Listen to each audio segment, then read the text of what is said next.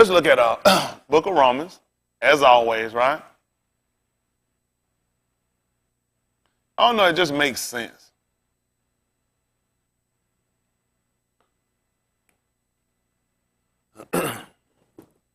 Book of Romans, chapter 15, verse 4.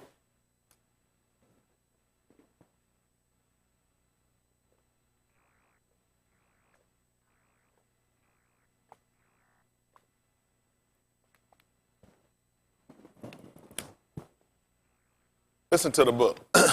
For whatsoever things were written aforetime were written for our learning, that we through patience and comfort of the scriptures might have hope. Good, good. On Kamashi, it went into Kamashi. It was still Rabbi E, what they're called Wednesday. Kamashi for what they call Thursday.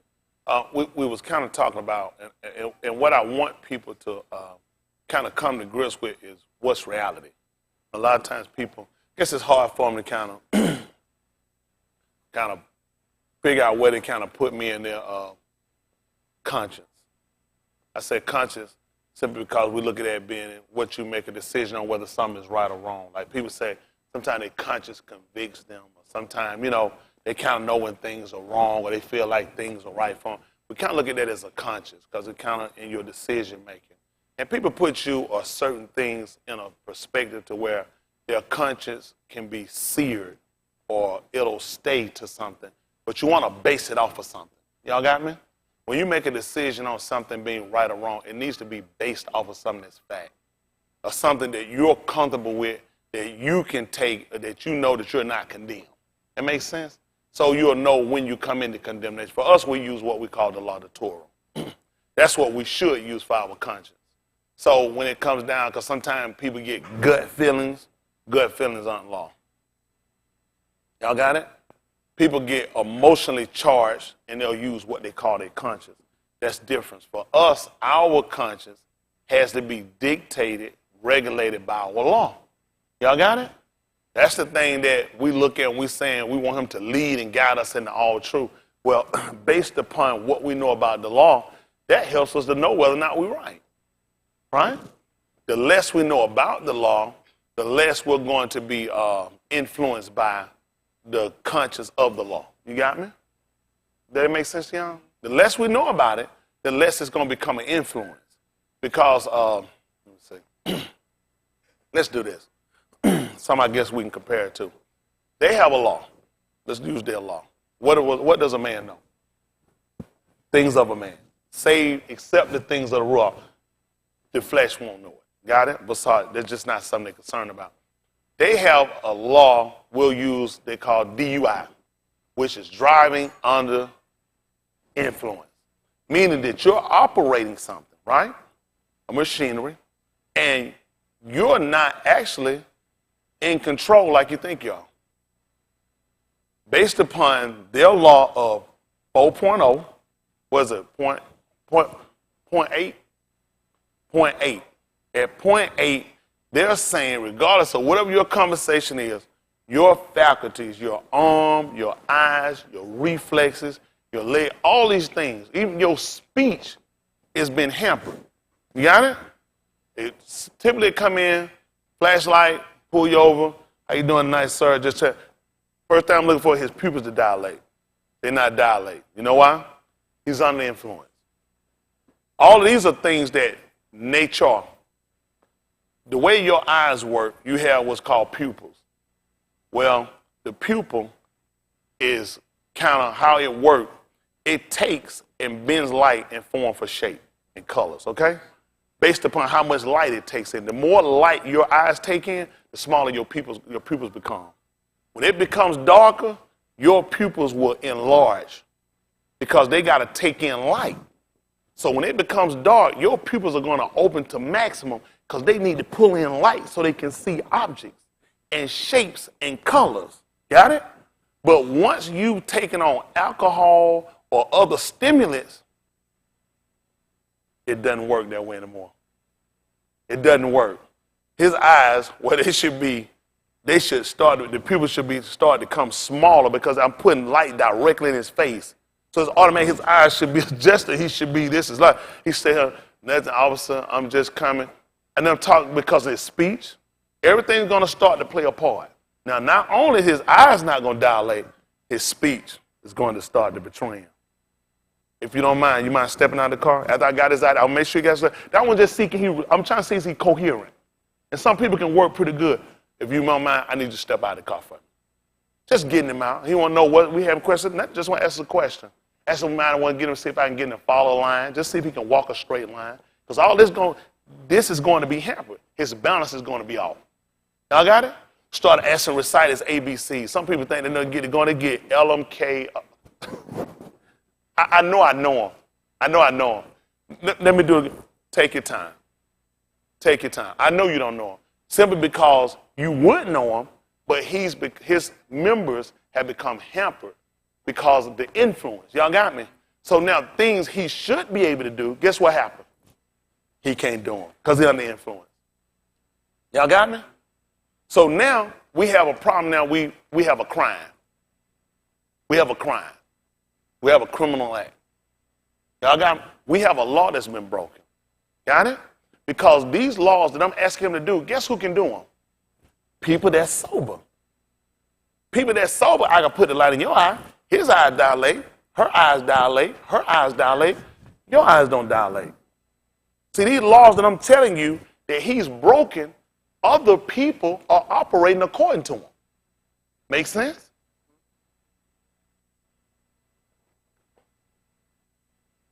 Something's controlling him to keep him from doing and operating the way the rest of the people should be operating. Got it? Well, now we're going to look at the same kind of practicality, and we're going to look at us. There are laws that discipline behavior for people that are saved.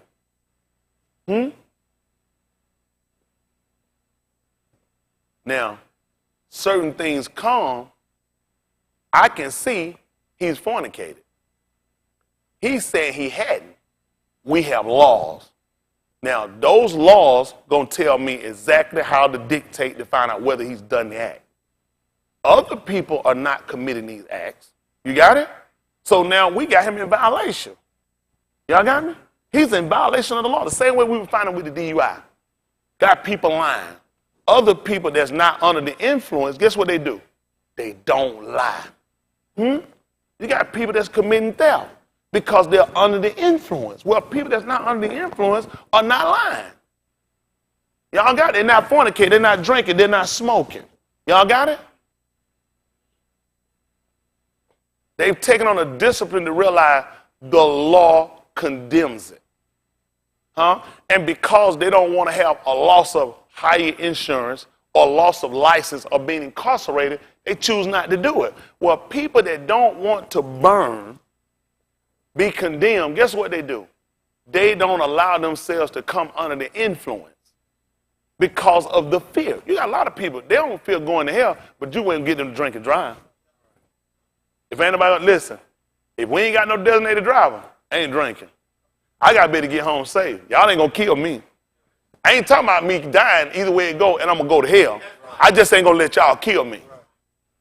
So I choose not to be under the influence. But you're still under the influence. You're under the influence of sin. Y'all got it? So now what we're trying to do is get people to become fearful of what can happen when you transgress.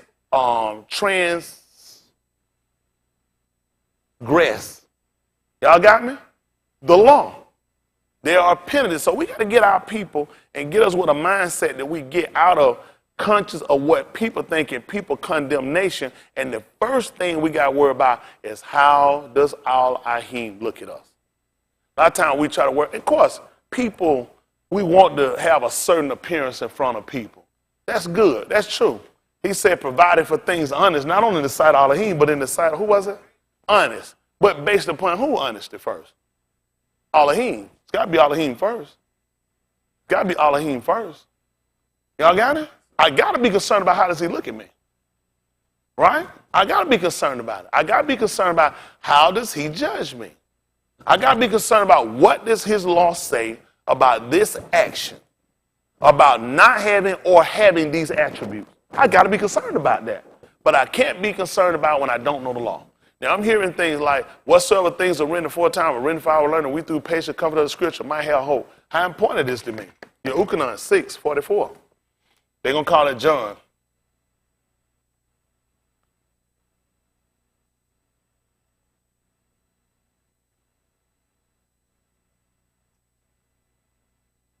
I don't want to get me 2 Timothy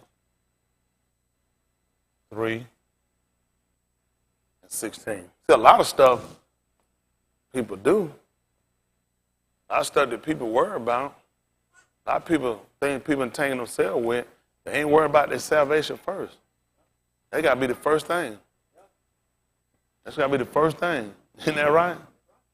Let's just be honest. I'm going to offend somebody. He said, any offend not in word, the same going to be a perfect man. I don't know how to do it. Even Yahushua had this also do what was it? He offended them. He offended. There's no way in the world I'm not going to offend these people. They say it's them words. Well, he didn't even use them because they weren't invented.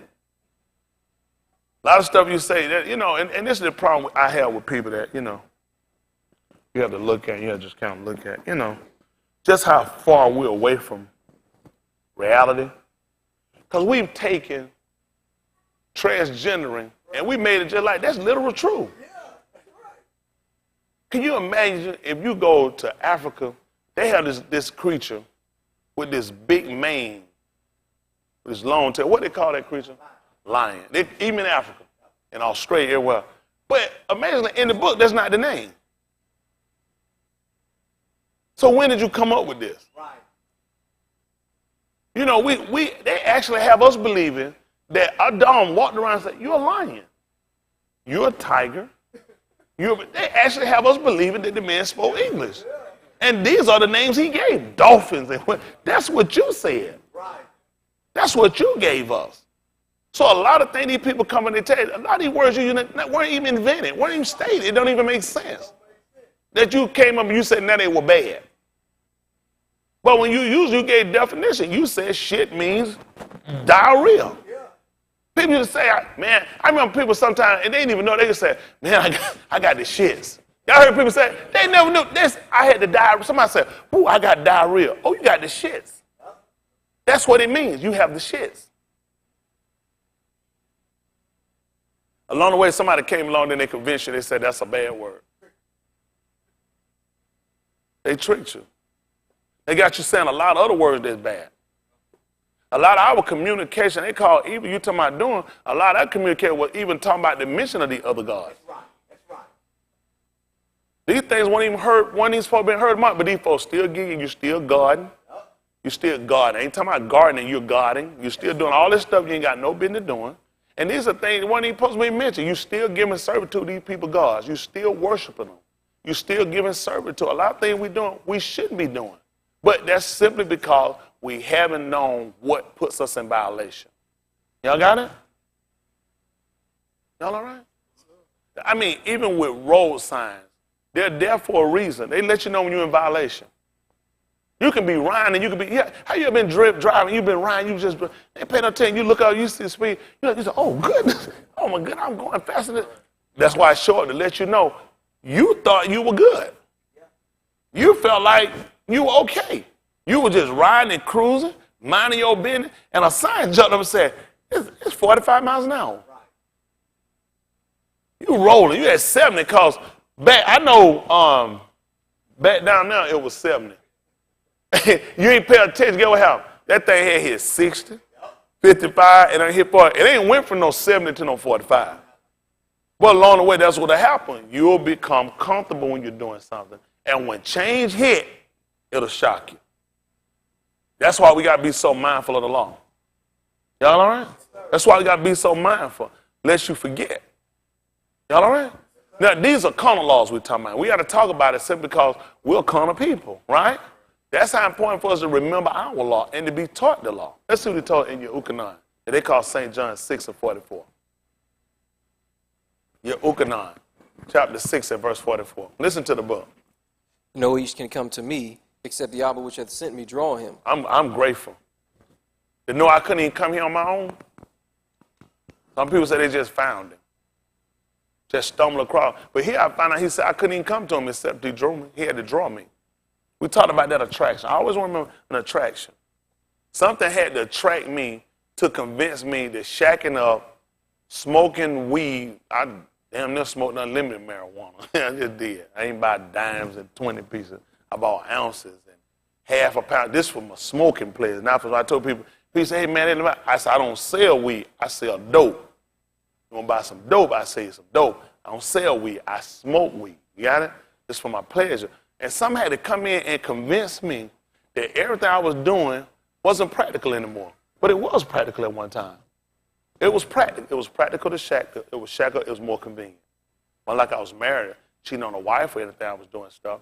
Somebody had to convince me that smoking was wrong for me, that selling drugs was wrong for me, that everything I was doing was wrong. But somebody had to convince me. He had to attract me to show me this, what he has, was better than what I was doing. I didn't say it. I did not say it. Did not make sense. I had a life that people want to have. I had a life. These folks singing and rap. Hell ain't never did nothing. Ain't never did nothing in their life. These folks, some of y'all, I be saying myself, I don't know where y'all get this stuff from. Be like, this y'all Ice Cube rapper. What are y'all talking about? So you got, where's the Ice Cube? Why don't y'all go make another Boys in the Hood? Well, anyway, it just being honest. I mean, something had to attract me and to be able to convince me that what he had me to do was better than what I was doing. No ish can come unto me except the Abba which has sent me. Draw him. And I would do what? Raise him up at the last yom. Listen what happened. It is written in the Nabi'im. What happened? And they shall be all taught of Elohim. Listen. Every each therefore that hath heard and hath learned of the Abba cometh unto me. That's what happened. That's what happened. There's stages. Stages. The attraction to get here so I can get taught. So when I get taught, I can get convinced that I don't go back. Y'all know that? To be convinced that I don't go back. He convinced some people to come, but sometimes people will go back. Let's look at some. See if that Ukanon chapter 129 that they call John. I'll get that 2 Timothy 3:16. Yeah. Listen. Please don't think I'm boasting. I couldn't do it myself. But you know, I've been with it. It takes some. It takes some. It takes some to get consistent.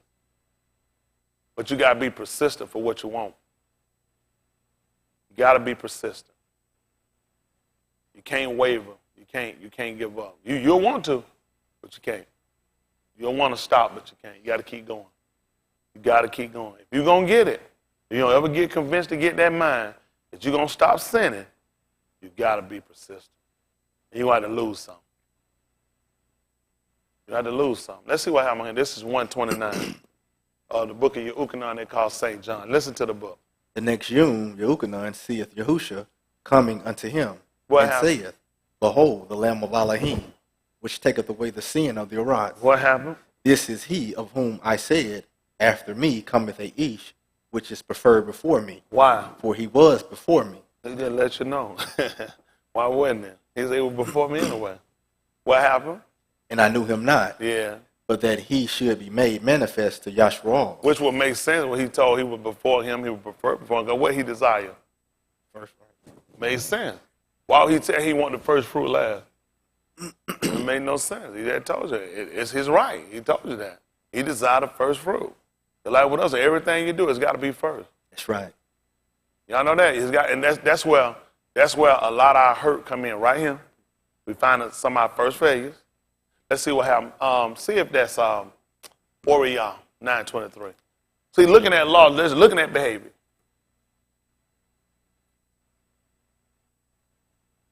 Other one gonna get me Barashit.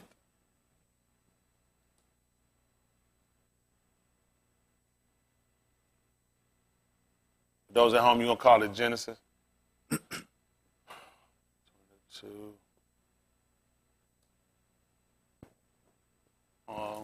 9:23. Oriah they call Luke 9:23. And we'll go back here after I get Barashit, Genesis 22:1. This is Oriah. They'll call it Luke, chapter 9, verse 23. Did I write 22? All right. 9:23. Listen to the book. And he said to them all, If any each will come after me, let him deny himself and take up his cross daily and follow me. Yeah. For whosoever will save his life shall lose it. But whosoever will lose his life for my sake, the same shall save it. For what is an each advantaged if he gain the whole arats and lose himself? What happened? Or be cast away? What happened? For whosoever shall be ashamed of me and of my dabarim, of him shall the ben of Ish be ashamed. You know what? Sometimes in speech, it's not only to convince others, sometimes you can convince yourself. Because just looking at his speech, he said, if any each will come after me, he got to deny himself and take up his tooth daily and follow him. Then he's talking about if any man seek to save his life, he going to lose it. You know, Yahushua want to save his. But you know what he had to convince us? He convinced himself. I'll lose it if I do that. If I actually want to save my life, I'm going to be willing to lay it down so I can pick it up again. Then he looked at, he said, and what is each superiority position if you gain all this stuff on the horizon and you lose your nafash, your soul or your life, kai?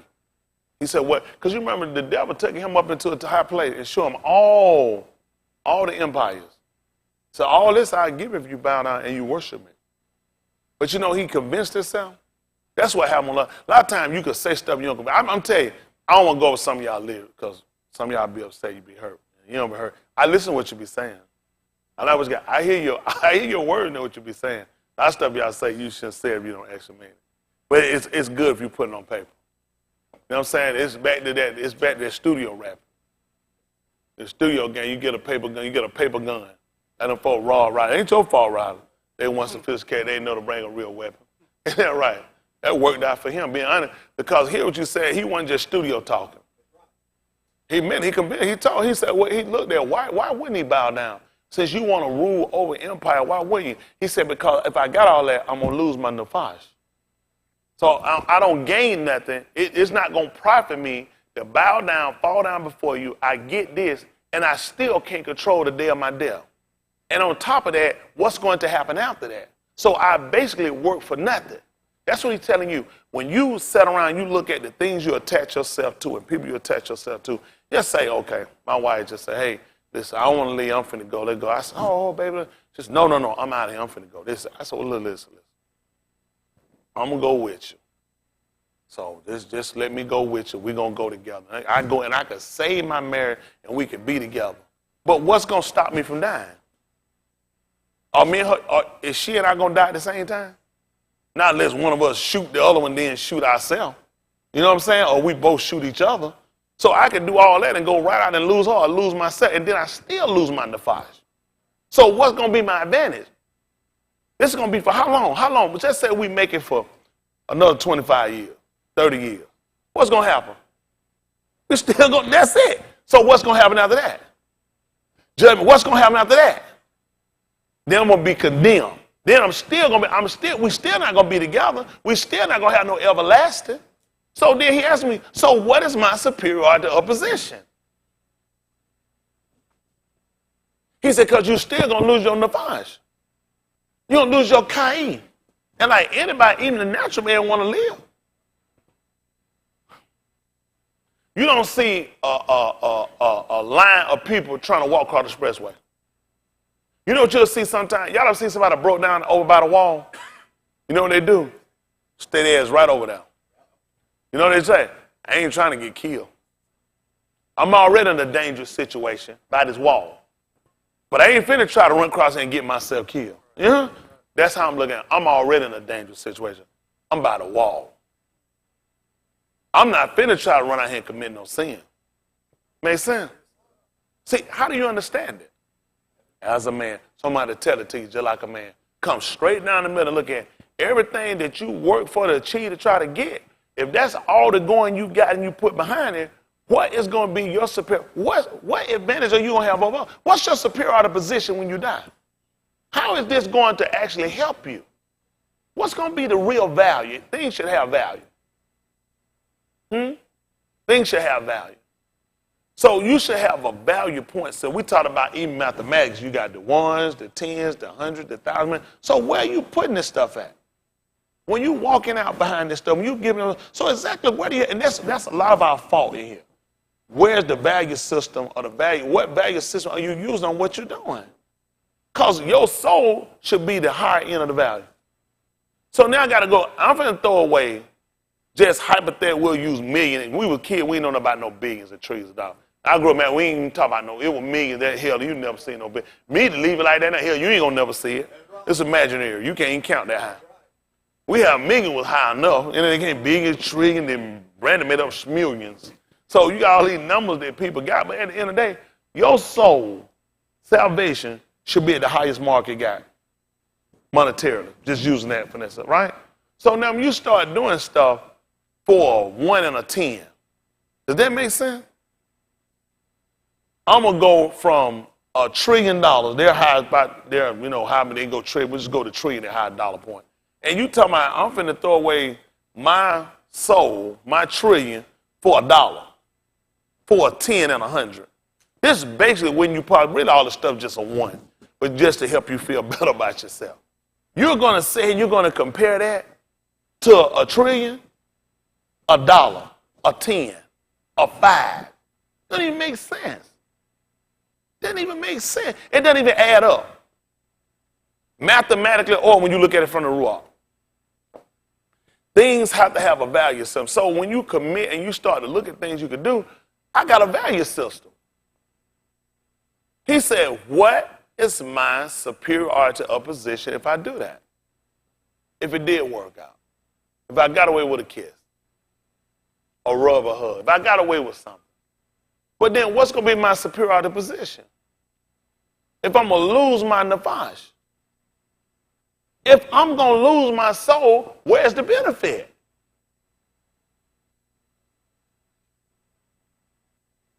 Are y'all with me? So we have to have a value system, I guess, based off of like. I won't even say love, like, what you like. Because sometimes some people like one better than they like hundreds. Some people do. Based upon how we look at sin, or how we look at what you stand to lose for what you're committing versus what you can actually gain if you just wait. Y'all got it? And a lot of times we don't consider that. He wouldn't give you some unless it was going to be, I can give you better. Because I thought I had it good. I talk about me. I know how I thought. I know how I still think. I know how I looked at things.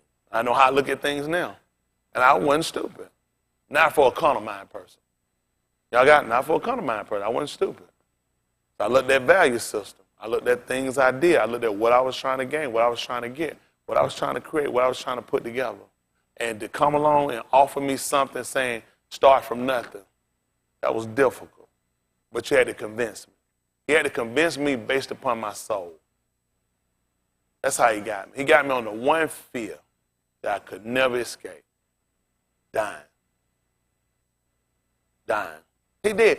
You know what kind of businessman you got to be? You walk up to a man that's living good, riding good.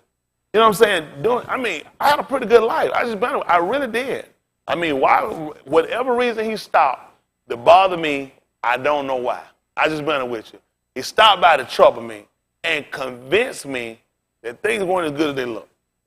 I'm telling you, the man's a salesman. I'm just being you convinced me out of it. He convinced me out of it. Trouble me enough to convince me out of it and then say, start with nothing. You got to start with nothing.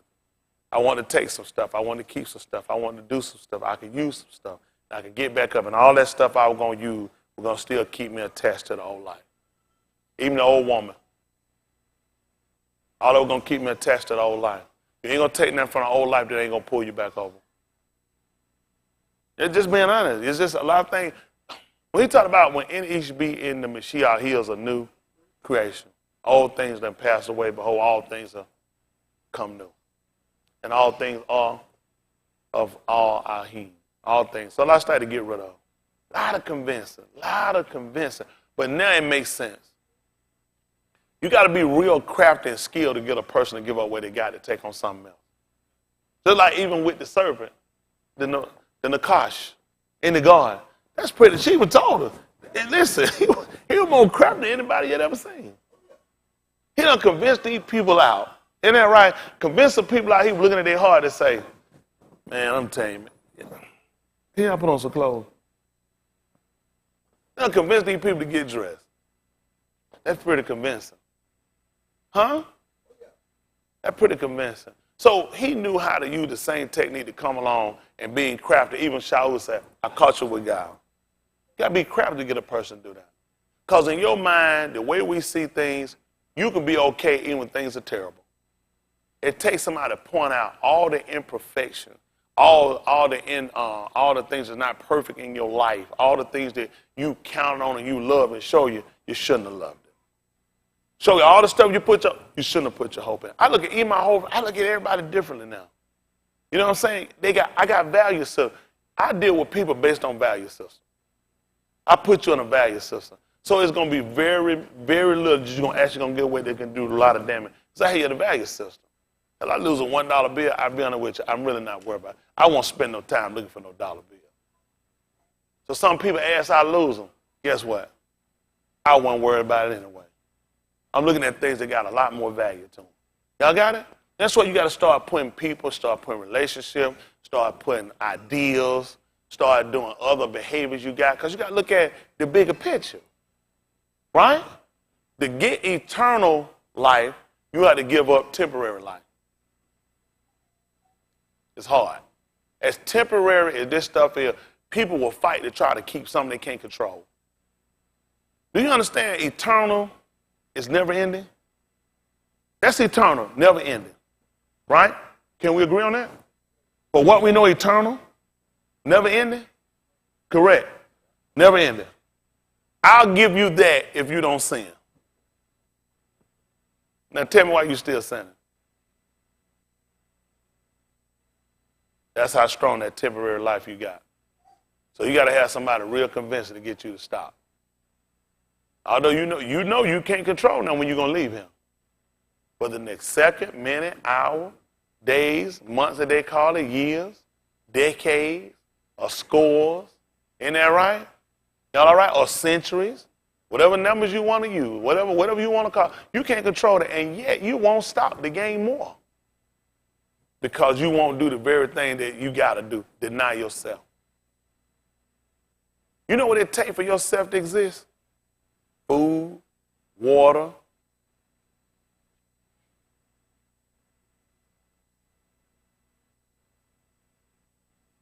That's it. And in the bar. In the books of having food and raiment therewith. What was it again? Because it really don't take everything you got. But you know what people do? If something happened to my wife, you ain't gonna believe what happened. I'll die. Y'all know that? I'll die. If something happened to her, that thing would kill me. So you were born married? If something happened to one of my kids, that would be the end of me. That would take me out. So you were born with kids? You see how you come in a baby obligated to nothing? Really connected to nothing other than a woman and a breast? You know what I'm saying? And yet you came along and you got to meet people, whether brothers and sisters and auntie, uncles and grandmothers and grandfathers, and then you got friends from nursery, friends from elementary, friends from middle school and high school, other people, prom dates and boyfriends and fiancés and all these other relationships. Then you got married. Then you had kids, or you had kids before you got married. How did it happen? And all of a sudden now, this is your whole world. If anything happened to that world, that thing will kill you. And along through all these relationships, and this includes me now, you forgot about the one very person that brought you into existence. It wasn't your mom. You know how many folks cut the fool out of fear about their mama? Huh? That's my mama. Cut the fool. Listen, dive in the hole, grab the casket, got to get ammonia, got to get them shots, got to take them out, got to hold them down. That's their mama. How many people cut the fool about that, about their grandmamas and granddaddies?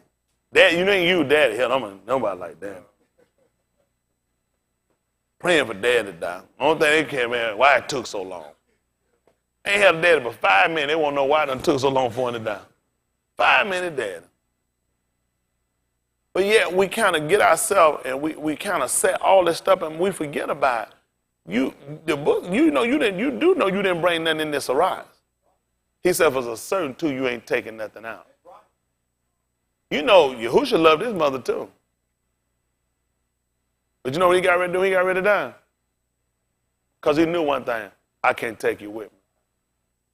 How is it that we kind of get ourselves so built up that we forget about that? You can't take nobody with you, baby. It's just going to be you. You're going to have to stand. You're going to have to give an account. You're going to have to be judged.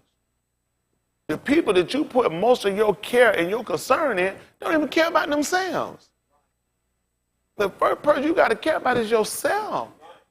You know what? Everybody you know and some of them you love, they're gone. Ain't nothing stopped since they left. If they played and stop when Yahushua left, ain't nothing going to change for nobody you know. It ain't going to stop for you either. Ain't nothing these people doing they're going to stop doing when you leave him. So it make more sense for us to make provision, make sure we get us right. So if we're going to come after him, we have to deny ourselves. And deny yourself going to be all the things now you done took on. That's like life. We write a song, you're the very air I breathe. I ain't never told my wife no stuff like that. I don't breathe my wife. That's crazy. That's nonsense. That sounds suicidal. I don't want no note from her either talking about no, she be breathing. What kind of shit is that? That's white folk talk. Why white folk be doing crazy shit? Isn't that right? Some stuff, I know that shit cute to you though. Then you want to watch somebody talking about killing your ass. What do you think I'm going to do if you the very air I breathe? Where you going? Where you going if you the very air I breathe? Then you want to know what the hell wrong with me? What's wrong with you, air? Oxygen? Isn't that right? You ain't going nowhere. Isn't that right? You heard the letter. You read the letter. You shit, it's all beautiful a little while ago. You all crazy. All pussyfooting around happy. Isn't that right? I can't breathe. What you think I'm finna do? I'm gonna kill your ass. All right. I'm trying to tell you now. They don't like that, dude. People see the sign. They just want to ignore it. It's cute. It's romantic. Isn't that right? Let's see what happened. Bereshit, chapter 22, verse 1. Bereshit, Genesis, as they'll call it. 22 and 1.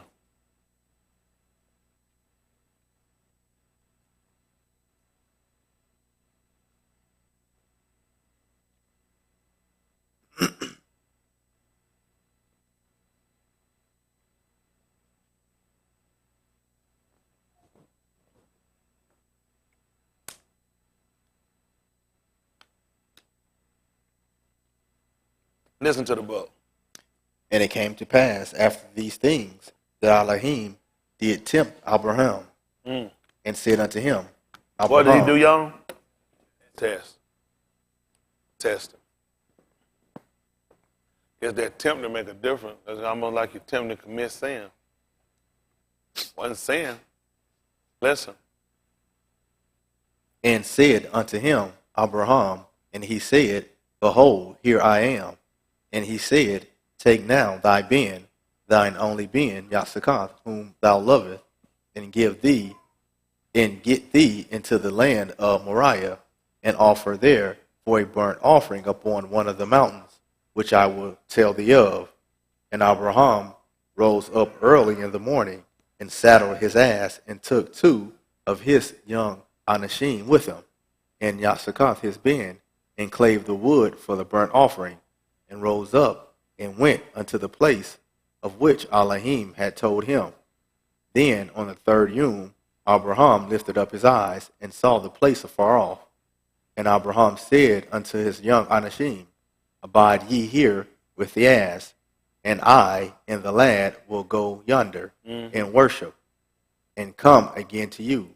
And Abraham took the wood of the burnt offering, and laid it upon Yasakath his being, and took the fire in his hand, and a knife, and they went both of them together. And Yasakath spake unto Abraham his Abba, and said, My Abba. And he said, here am I, my being. And he said, behold, the fire and the wood, but where is the lamb for a burnt offering? And Abraham said, my being, Elohim will provide himself a lamb for a burnt offering. So they went both of them together, and they came to the place which Elohim had told him of. And Abraham built an altar there, and laid the wood in order, and bound Yasakah his being, and laid him on the altar upon the wood. And Abraham stretched forth his hand, and took the knife to slay his being. And the Malaki of Yahuwah called unto him out of Shamayim, and said, Abraham, Abraham. Do what? And he said, here am I. And he said, lay not thine hand upon the lad. Why? Neither do thou anything unto him. Tell me why. For now I know that thou fearest Elohim. See that? And what else? Seeing thou hast not withheld thy being, thine only being from me. See that? We kind of went back to kind of look at a couple of things and just kind of listen to the statement. The fact that he was able to take his only son, his only. We know he had another one, don't we? But he got rid of him. He didn't even count him. He said, that's your only one. I made you get rid of the other one. And see why he separated? Sometimes we'll wonder why Elohim will cause separation of coming between, or whether it's our kids or with our spouse or whatever. Sometimes to see where your heart at. See if I get you down just to one, what will you do?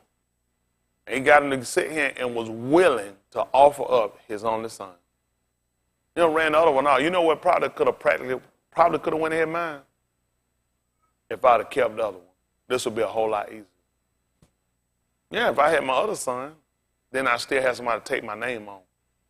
I'm going to do this a lot of things. I mean, just being practical. I ain't saying, please don't go outside and say that, but I'm just thinking how I would think. I'm a man. The fact that I would kind of feel like, man, this is something. You know, I got rid of the other one. At least I could have had one. Or maybe if I could have offered the other one and kept this one. You know what I'm saying? I got rid of one and now I got to offer up this one. So I want to see where your heart at. I know it'd be easy if you had another one. It wasn't meant to be easy. It was meant to see whether or not you love me and whether or not you'll be obedient. See, a lot of times we get put in these different tests, in these situations, to see whether or not you'll be obedient. Whether or not you'll falter or not. A lot of stuff you could do if it were easy, right? But when it's hard and you still got to do it. You still got to force your way through it, and then you still got to trust and you still got to believe. We even look at how the book told about how Abraham staggered not. You know how people stagger? From tripping or being influenced by something. When they ask you to walk, we talked about earlier when we use Cant, for example, for DUI. It'll tend to make your steps unsteady. You get somebody, I don't know what, it must be, no, I know what, you're under influence. That's what happened when you start drawing back. You're under the influence. See, I try to keep myself to where stuff bothers me, but I try to make sure I don't get under the influence. See, you know, it's not illegal to drink and drive. It's illegal for you to be under the influence. But there are people that have been stopped and they smell alcohol and they gave them a test. You know what they found out? They're not under the influence. Now, because of things I deal with in the flesh, you check me, you'll smell some problems and conditions. But when I blow, you're going to catch I'm not under the influence. That's right. That's right. How do you understand it? It's impossible for things not to happen. It's impossible for things not to come up. Y'all know that?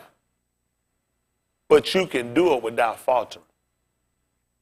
Abraham taking his son up there, if you checked him, there's some things you can tell.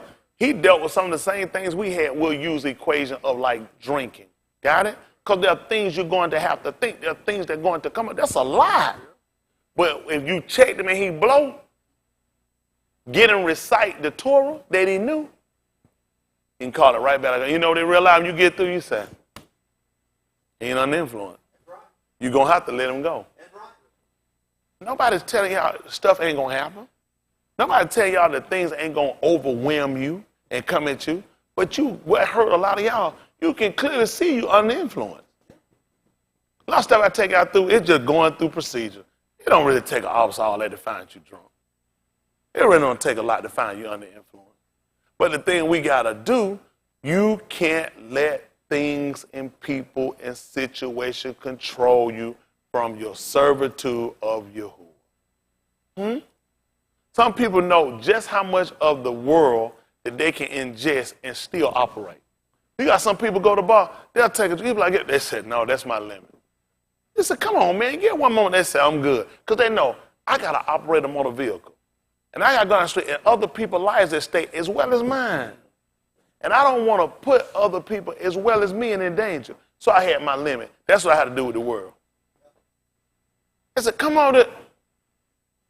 I know my limit. Because at any time, that man can call me, and then I'm going to have to wind up giving an account, and I blow it. He said, you know what?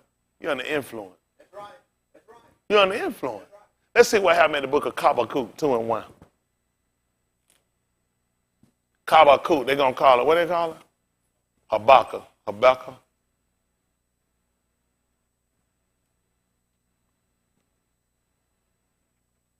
Habakkuk 2:1. Y'all all right? Yes, sir. I want to kill all of that. We'll turn the temperature up just a notch, 1 notch or something. Not a lot. I like it. I can work like this. I can't work in that heated room. But what's wrong with Chris? He from sweltering hot Alabama. So you can expect him. That man at nighttime hell it's 200 degrees. You know, right? They mosquito be sweating. Who want to get bit by a wet mosquito? This is Habakkuk. They call Habakkuk chapter 2 and verse 1. Listen to the book. I will stand upon my watch. Do you know what happened? So that's what you got. You got to be sturdy. You got to be sturdy to do this. He said, I will stand upon my what? I will stand upon my watch. And what happened? And set me upon the tower. And he said he set me upon the tower. What happened? And will watch to see what he will say unto me. And what? I shall answer when I am reproved. Let me ask you a question. If a person is sitting around on watch, anybody in the military been on watch before? Are they familiar about being on watch? Are they good with, like, if you sit around, you listen to music while you're doing it? I know military on the base like that. They all right if you be out there dancing and anything while you're doing watch?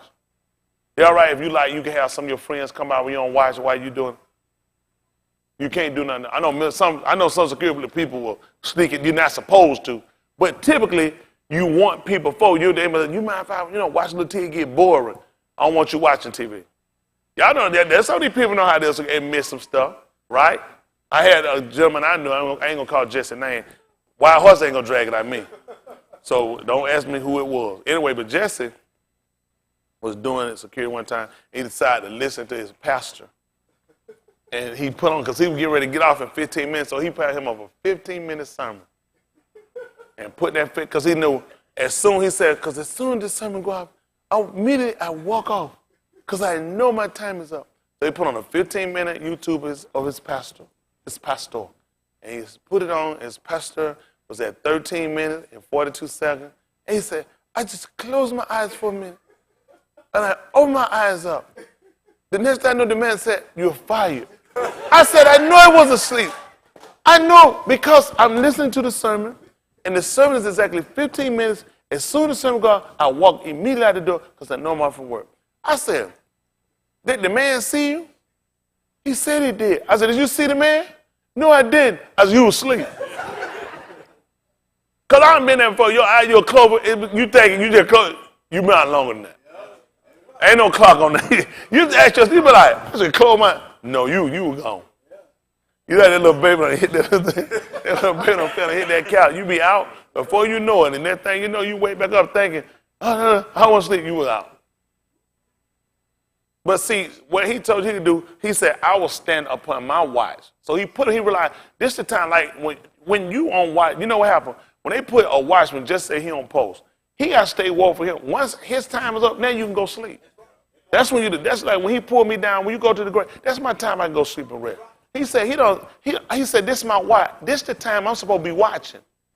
So I can't get preoccupied with other stuff that's going on. Whether it's my marriage, whether it's my kids, whether it's my grandkids, whether it's businesses in it. I can't get preoccupied because I'm supposed to be standing upon my watch. And now where he put me at, he going to put me at the highest point. So he going to put me on, because listen, I'm counting on you to be able to see far and give us enough time where people can prepare. I done set you up on the tower. And now it's other people that's under me looking to hear from me so they can warn other people under me and say, hey, get ready. He say, see them coming. But this can't happen if my faculty is impaired. Right.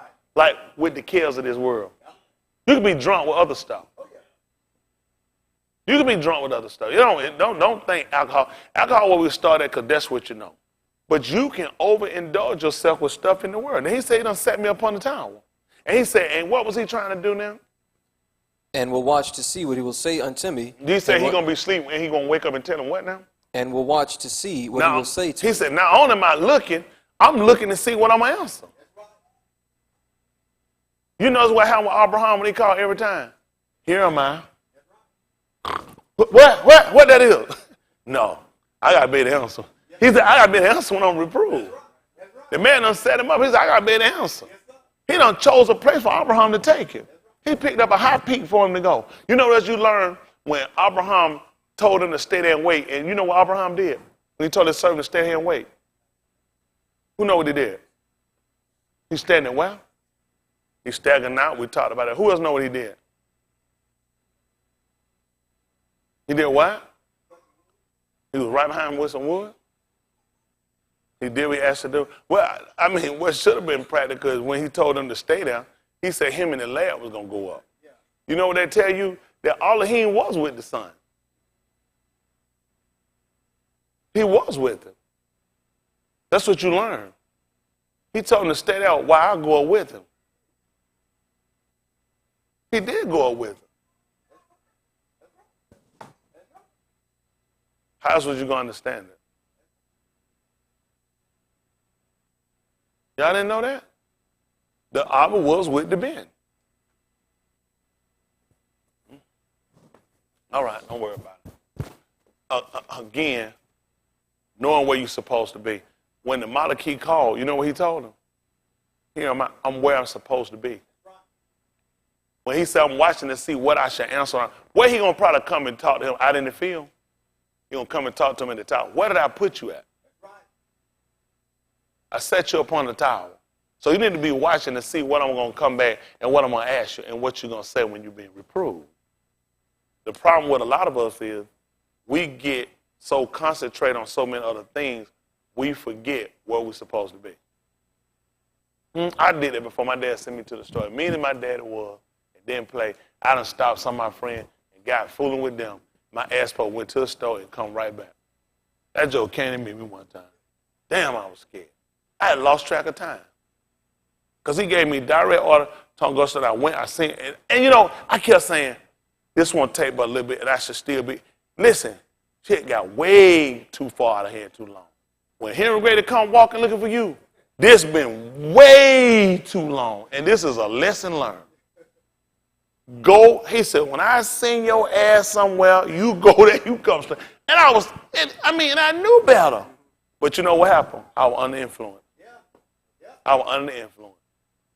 So hearing that made me understand. You know, stuff, you know, as a child, all the things I did, I never understood them. As Shaul said, when I became a man, though, I got from under influence. Because I acted as a child, I spake as a child, I reasoned like a child. These were my friends. I wanted to do what my father wanted me to do. At the same time, I wanted to please my friends.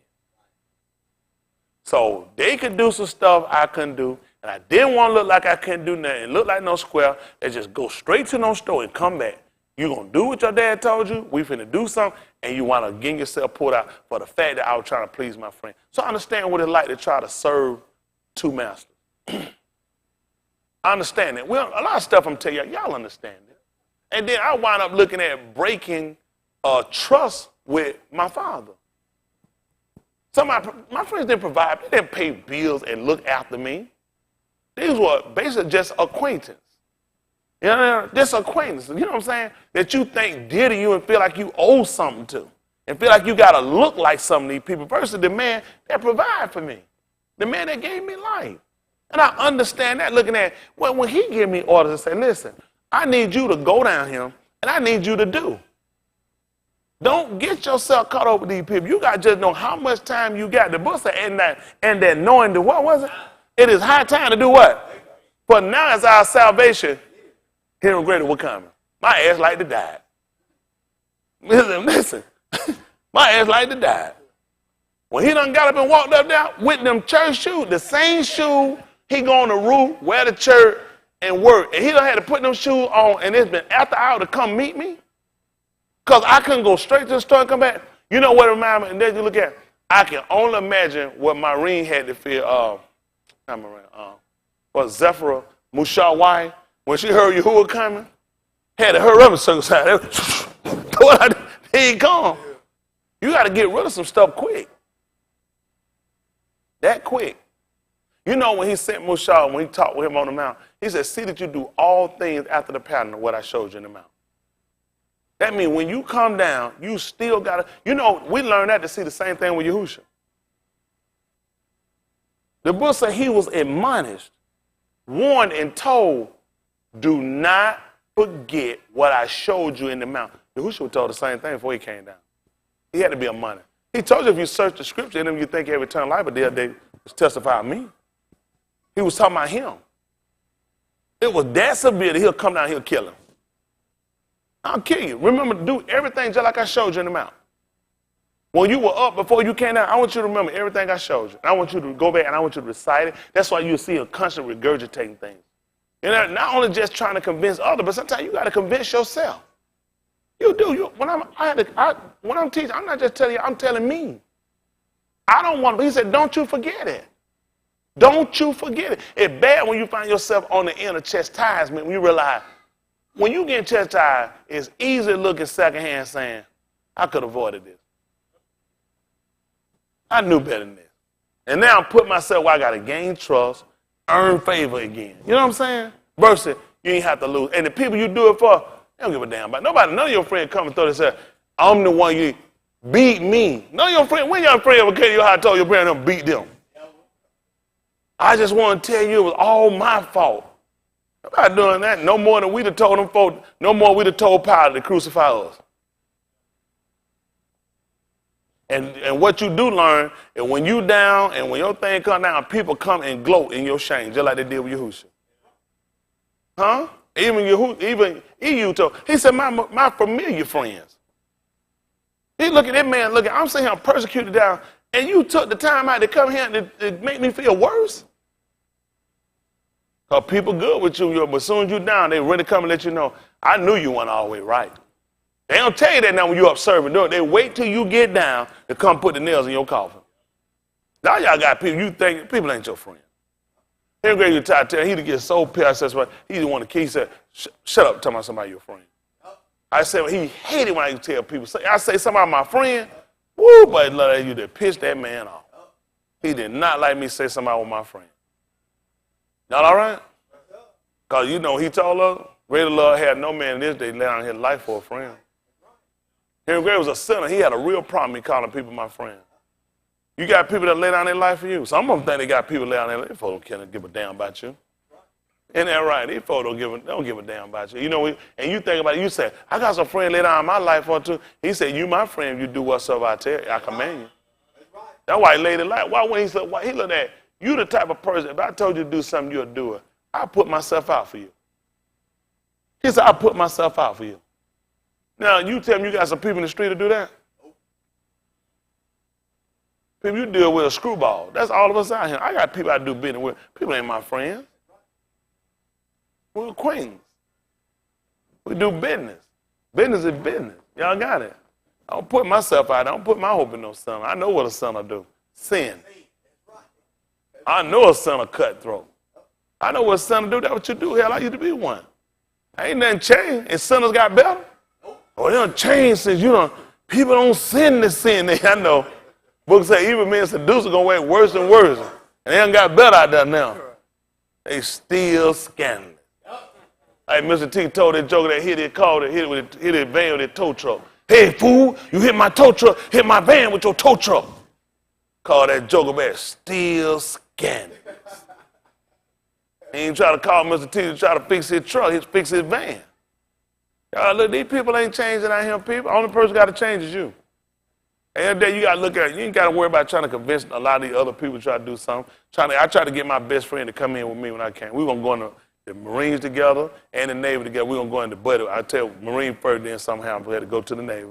In the Navy. Anyway, but, we was agreed on a whole lot of stuff. Buy the same shirt, same jeans, we buy the same shoe, all that, because we were best friends. But when it came down this, he wouldn't come. We weren't friends like that. We dropped the same bill. We never went to no store. I buy one bill, he buy another, he buy one. Whatever he bought, that's what we drank. Whatever I bought. We never say, I'm going to get Michelob. Well, man, you get booked. No, we drank the same thing. Private stock, we drank it. Them Mickey beers, like, I don't know, we drank way back then. That's what you were best friends. That's what we did. We drank the same stuff. We liked the same movies. We liked the same stuff. That we were best friends. We bought the same stuff. We were best friends, but couldn't get him to come this way. So how much friend were we? Just enough. Just enough for the street. So you look down, because everybody don't care about their soul. So you start to value your soul, you start looking at people different. See, I can't value nobody outside the same as I value somebody care about their soul. So you care about your soul, it limits to what you'll do. When you don't care about, that's what Yahushua looked at trying to convince people. He needed people, if you don't care about your soul, there's no limit to what you want to do. I had to really learn about the soul, loving myself, and loving him enough to not commit sin. My big used to finish, but I'm going to commit sin. I'm going to commit sin. Not when you gain the knowledge of. That's the whole purpose of identifying. In the garden, there should have been no reason for sin. You know why? Everything been out shown. He showed them everything. He showed them everything. He kept back nothing that was profitable to him. He ain't going to say, you know what? Go out there and figure out which one you ain't supposed to get. He made sure all these you can have, all these you can eat. That one, the day you eat of it or touch it, you're going to surely die. That's easy.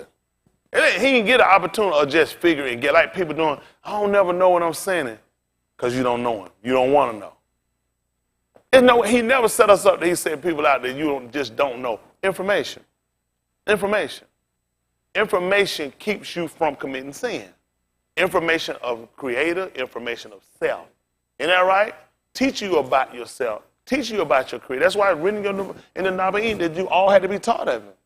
To learn these barriers and learn these particulars so you don't find yourself in transgression. You don't find yourself under the influence. You can be in the rights, not of it. Problem we wind up getting with our people, you wind up becoming one of them. You wind up becoming one of them. So you can fit in. You know that? That's why, because of fear. That's the same thing Cuff did. He had changed his speech, his code, everything had changed about it. Even they recognized it. They said, listen, your speech gave you away. You know what he did? Let me start lying. They'll say, no, he started saying stuff they'll say. They'll say, first of all, he couldn't have said no shit and damn because it didn't exist. People, don't let these white folks keep making it. He couldn't have said it because it don't exist. Damn is the Abari word for blood. In English, they would say, these bloody mart. Because they know that dumb is blood. And you say and let these folks that messed you up. And they conscious, because your conscience comes from white people, I'm the enemy. That's how they get them. And they make them think I'm the enemy. I'm not one trying to teach you to stop committing sin. That's right. Everybody you know commits sin. And them the people that's right. That's when you're dangerous. Everybody you know commits sin like you. Everybody you know lie like you. And you tell me I'm the one wrong. What you think everybody you know gonna say? What you think everybody you deal with gonna say? It's different when you become sober. When you become sober, you think different. Y'all know that? There's some stuff. I had friends, listen, some great people when they were sober. When they got drunk, you didn't want to be around them. You didn't want to listen. Night and day. Night and day when they got drunk. You didn't want to be around. Get sober. I had some friends, listen, when they got sober, they didn't even remember what they did. You be saying, man, they be saying, I did what? You be like, How you don't remember that? You know what they become? They become too over intoxicated with the cares, like some of them in here. They don't remember their sin. You don't remember you done trained because you done indulged in too much. And that's what we got to learn not to do. Y'all got me? You in it. There's no way you're not going to take in some of it, but you got to still know how to control your faculties. That's going to happen with the discipline of the Dabarim. Give me back over here. Let me get 2 Timothy 3:16.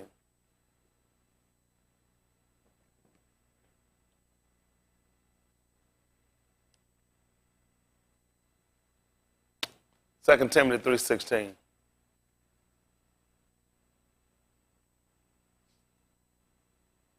Listen to the book. All scripture is given by inspiration of Elohim. We talked about Elohim inspiring it. Didn't just spark on his own. We know he inspired it. That's right. Listen what happened. And it's profitable for doctrine. See that? That's what we ought to teach. People say, I want you to teach something different. I can't teach nothing different. That's right. Because it ain't going to be profitable. A lot of stuff you want me to teach you, ain't no profit in it. Y'all hear me? The margin's off. I'm about teaching y'all like Satoshis. It don't make no sense after a while. You're going to have more in it than what you're going to get. See, this right here, this got better profit margin. Yes, sir. Y'all hear me? Oh, it goes down. But when it go back up, it ain't coming back down. That's right. This right here hit real low. Y'all didn't know that? Yeah, no, it did. This hit real low. It did. The scripture went real low one time. All the way down to Kubal. That's right. It did. It hit real low. You need to know about stocks. You need to know up and down. Just like that. Up, came down, but when it went back up, it ain't come back down like that. That's right. That's It'll right. never drop that low again. No, sir. It leveled off. Y'all hear that? It leveled off. For all y'all stock market gamblers. Listen.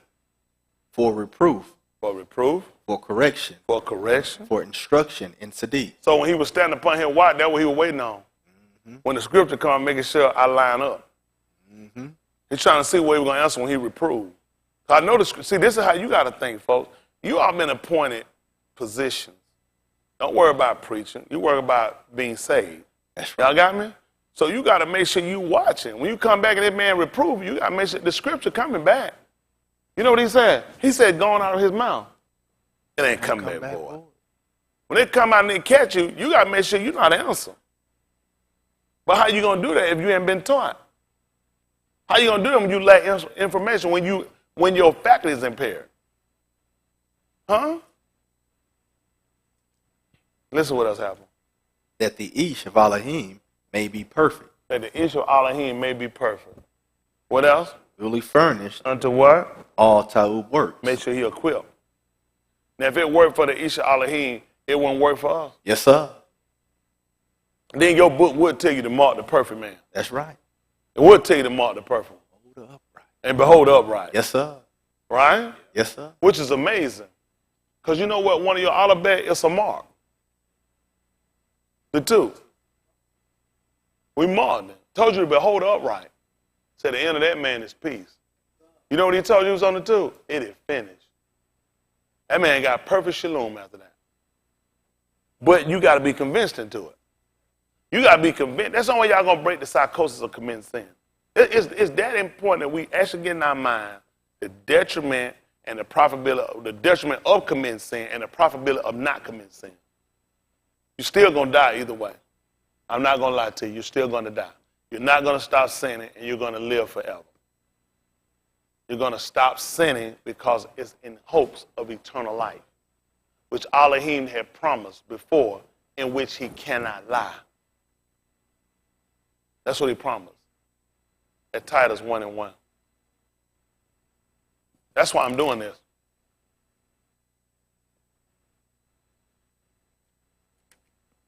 Listen, it's not hard to believe something else.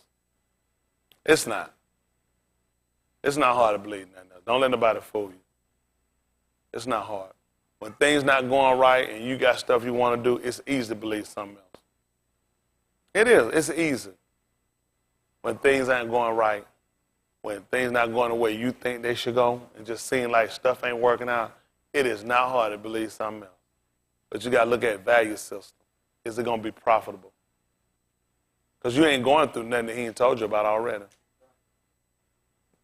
He told you when you came, you had to deny yourself. You didn't hear that. Because at the time, you was in such a wicked or wretched situation, you were just ready to try to get help. And you were hoping when you got help that things were going to be better. Things are going to be better, just not now. Just not now.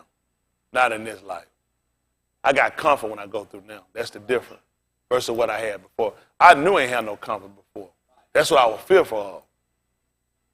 I was afraid that I was going to die. I'm going to die. I don't want to die. I wasn't worried about it. I wasn't thinking when I get old I'm going to die. I was thinking you're going to die real soon.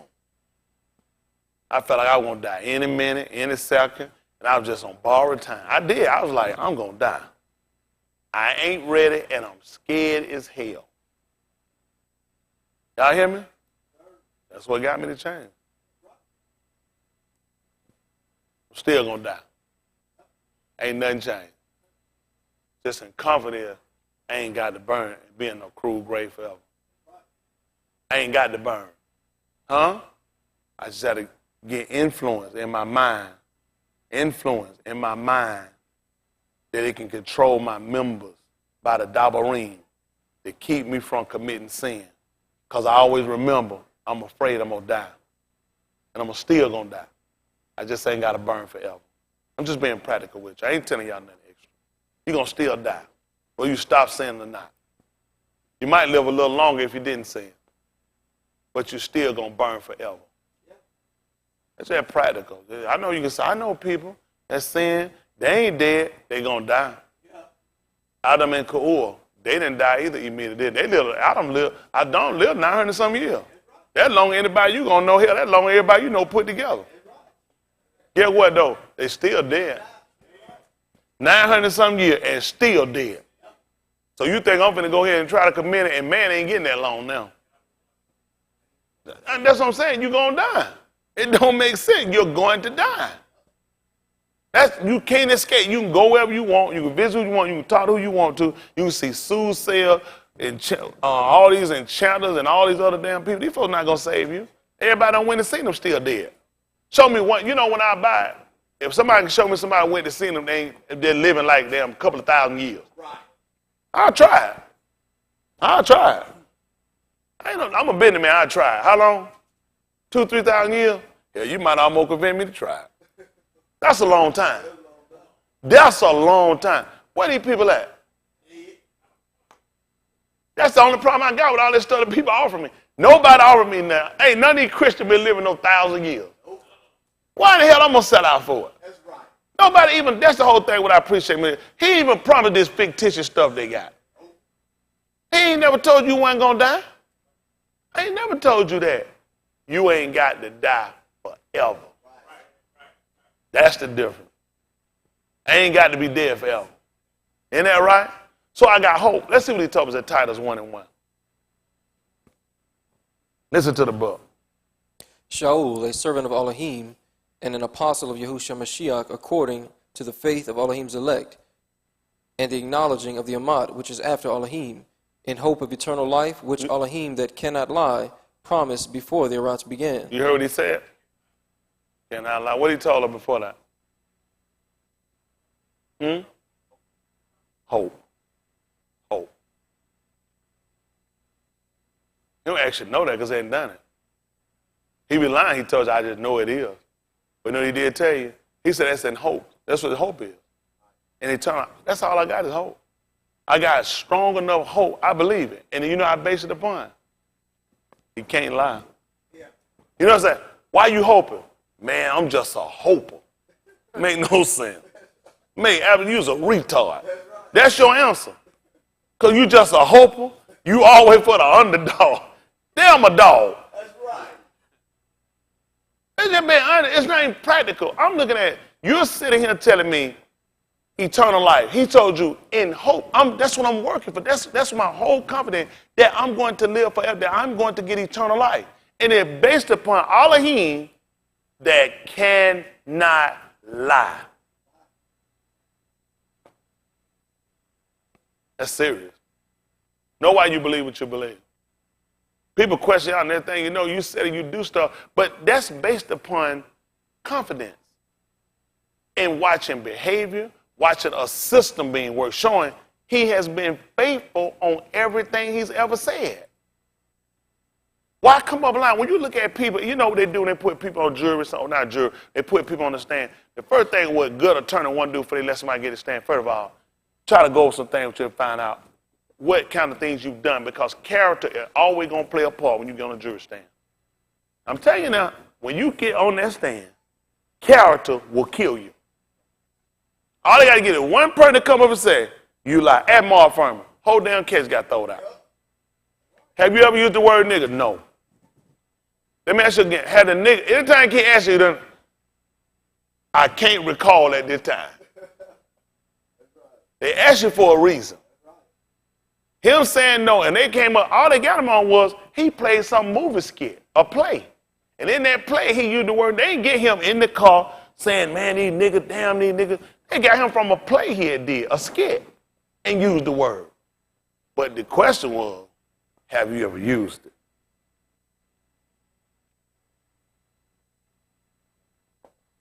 That's shot in the foot. See what I'm saying? Character. So when Yahushua told you in hopes of eternal life, he said, which Elohim, I done been through the man record. I done been through people that dealt with this man. Can't find nothing against him. Can't find nothing on him. 27. Matthew 27. 27, 23.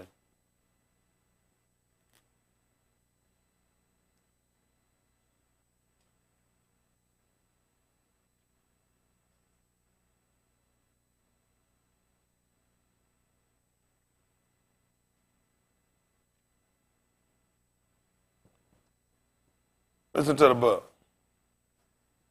And the governor said, why, what evil hath he done? But they cried out the more, saying, let him be crucified. When Pilate saw that he could prevail nothing, but that rather a tumult was made, he took him and washed his hands before the multitude, saying, I am innocent of the blood of this Sadoc person. See ye to it. That's where they go with. When the people that were in position could judge them, they all came with the same thing. I can't find no fault in them. When they come down to Elohim, I can't find no fault. You know what you got to look at? You can find fault in the people that call themselves serving him. You can call fault in the people that portray and hypocrite like they with him. But you ain't going to find no fault in Elohim. That's right. There's no defect when it come down to the Dabarim. We know it's not. Y'all know that? We know it couldn't be. Put me up at Yehukanan. We had 129. 1 and 1. Yehukanan, they call John 1 and 1.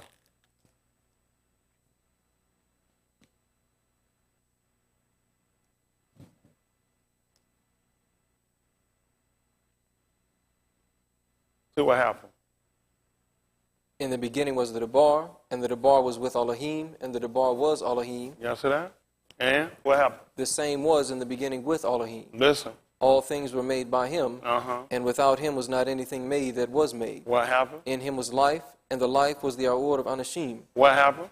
And the Aor shineth in the Chashak, and the Chashak comprehendeth it not. Yeah.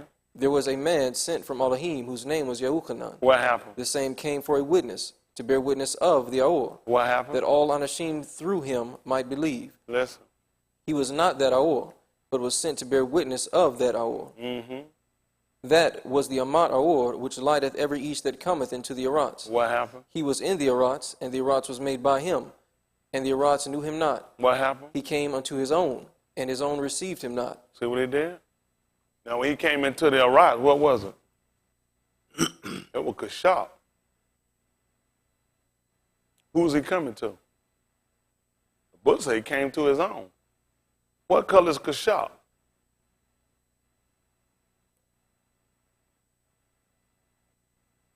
I'm confused. The book said he was in the Arats. He came to his own. What color is Kashab? That's Shakur. It's black, as they call it. Yeah. What happened? He came unto his own, and his own received him not. Well, what happened? But as many as received him, to them gave he power to become the Beni of Elohim. That's telling you about the Gentile. That's how the Gentile got it. Because we rejected it. Y'all know what happened? We came, we got away from it. He was light. We left. He told you we couldn't comprehend it. You know when you learn that too. Same thing they went to build a tower. They couldn't comprehend it. They left off from doing it. We ain't understand it. We walk off from it. That's what we do. When he came in the rock, that's what we did. We left it. We didn't understand it. That's what daughter do. It light don't make sense. You know what they do when light comes? You walk up and you leave it. Just like people walk off from this. You don't understand the light. So you walk off from it. Y'all all right? When he came to the black, he came in light. So he just told me the light was black. That black was light. And you didn't even know you were light. And you left. Y'all all right? So if he came to his own, and it was Kashab, he was light. What was he trying to tell Kashab?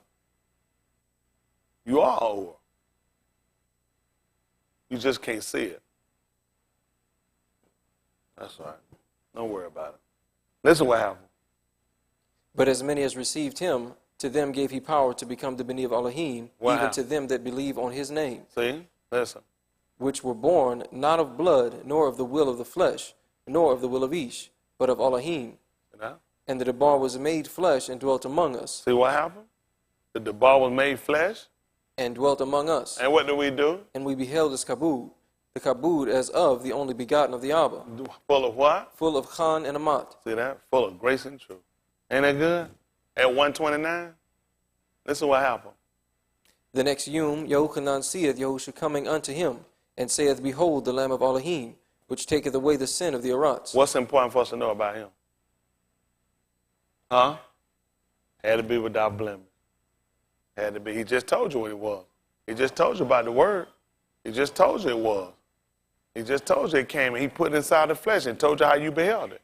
You beheld it and you called it his son. It was the word, the Debar, but you said it was his son. That's how you knew it. Because he know how you think. You're a man. How you going to think? Just like a man. You said it was his son, he said it was his word. That's what he just told you. He just put it in flesh. You beheld it and that's what you call it, his son. I say it was his Debar. He told you what was in the beginning. He didn't tell you no son was in the beginning. He told you in the beginning was the Debar. Now he said when he wrapped it up, he said, this is what you called it. That's what he said you saw, didn't it? How do you see? As a man. Now the next Yom, Yehochanan seen it coming, and he just told you that was the Lamb of Elohim, and it was going to take away the sin of the Arats. Now it let you know that the word couldn't have no defects. Not according to your law. No evil favoredness. To tell you that it was the Lamb of Elohim, you already know there had to be. It couldn't have nothing wrong with it. It wouldn't make sense that Pilate would have sat there in judgment and said, I see a stain in the light. He ain't all the way, some ain't clean in the milk. He couldn't tell you that. He had to tell you just the flat out truth. I find no defects in this lamb. You know what he told them? See ye to it. Take it and crucify it. Ain't nothing wrong with it. The man seen and told you flat. I see absolutely nothing wrong with it. Take it and crucify it. See, when you sit down and examine it for what it is. Y'all got it? In the world, had family just like we did, natural concerns and cares, yet he never came under the influence. Did not come under the influence. And had to come down just like you and I. So what does this tell you? That you can put the Debar again inside of flesh. Inside of flesh. And you can get no defects. Simply because now you're being influenced by the Debar and not by the world. In it and still ain't of it. Can you imagine that? Come in it and not be of it. Huh? He taught about it being and received him. To him, he gave them power to become. He said, not born of flesh, though, and water. That's how everybody else come in. Flesh and blood, you have to have it come in. Can you conceive a new creation here and not have any defects in you? You had defects all your life. And yet now he's trying to say, I could put you back in here and get no defect. None of this is impossible. None of this is impossible. How salt is the sea? What can the sea do? The salt. Wood, metal, from the salt. Fish swim in the water. Water go in and out through the fish, gills, everything. And yet when you cook the fish, you got to put salt on it. Fish in the water and have no salt. Born in the water and have no salt. So you tell me you can't be born in here and you can't have no sin.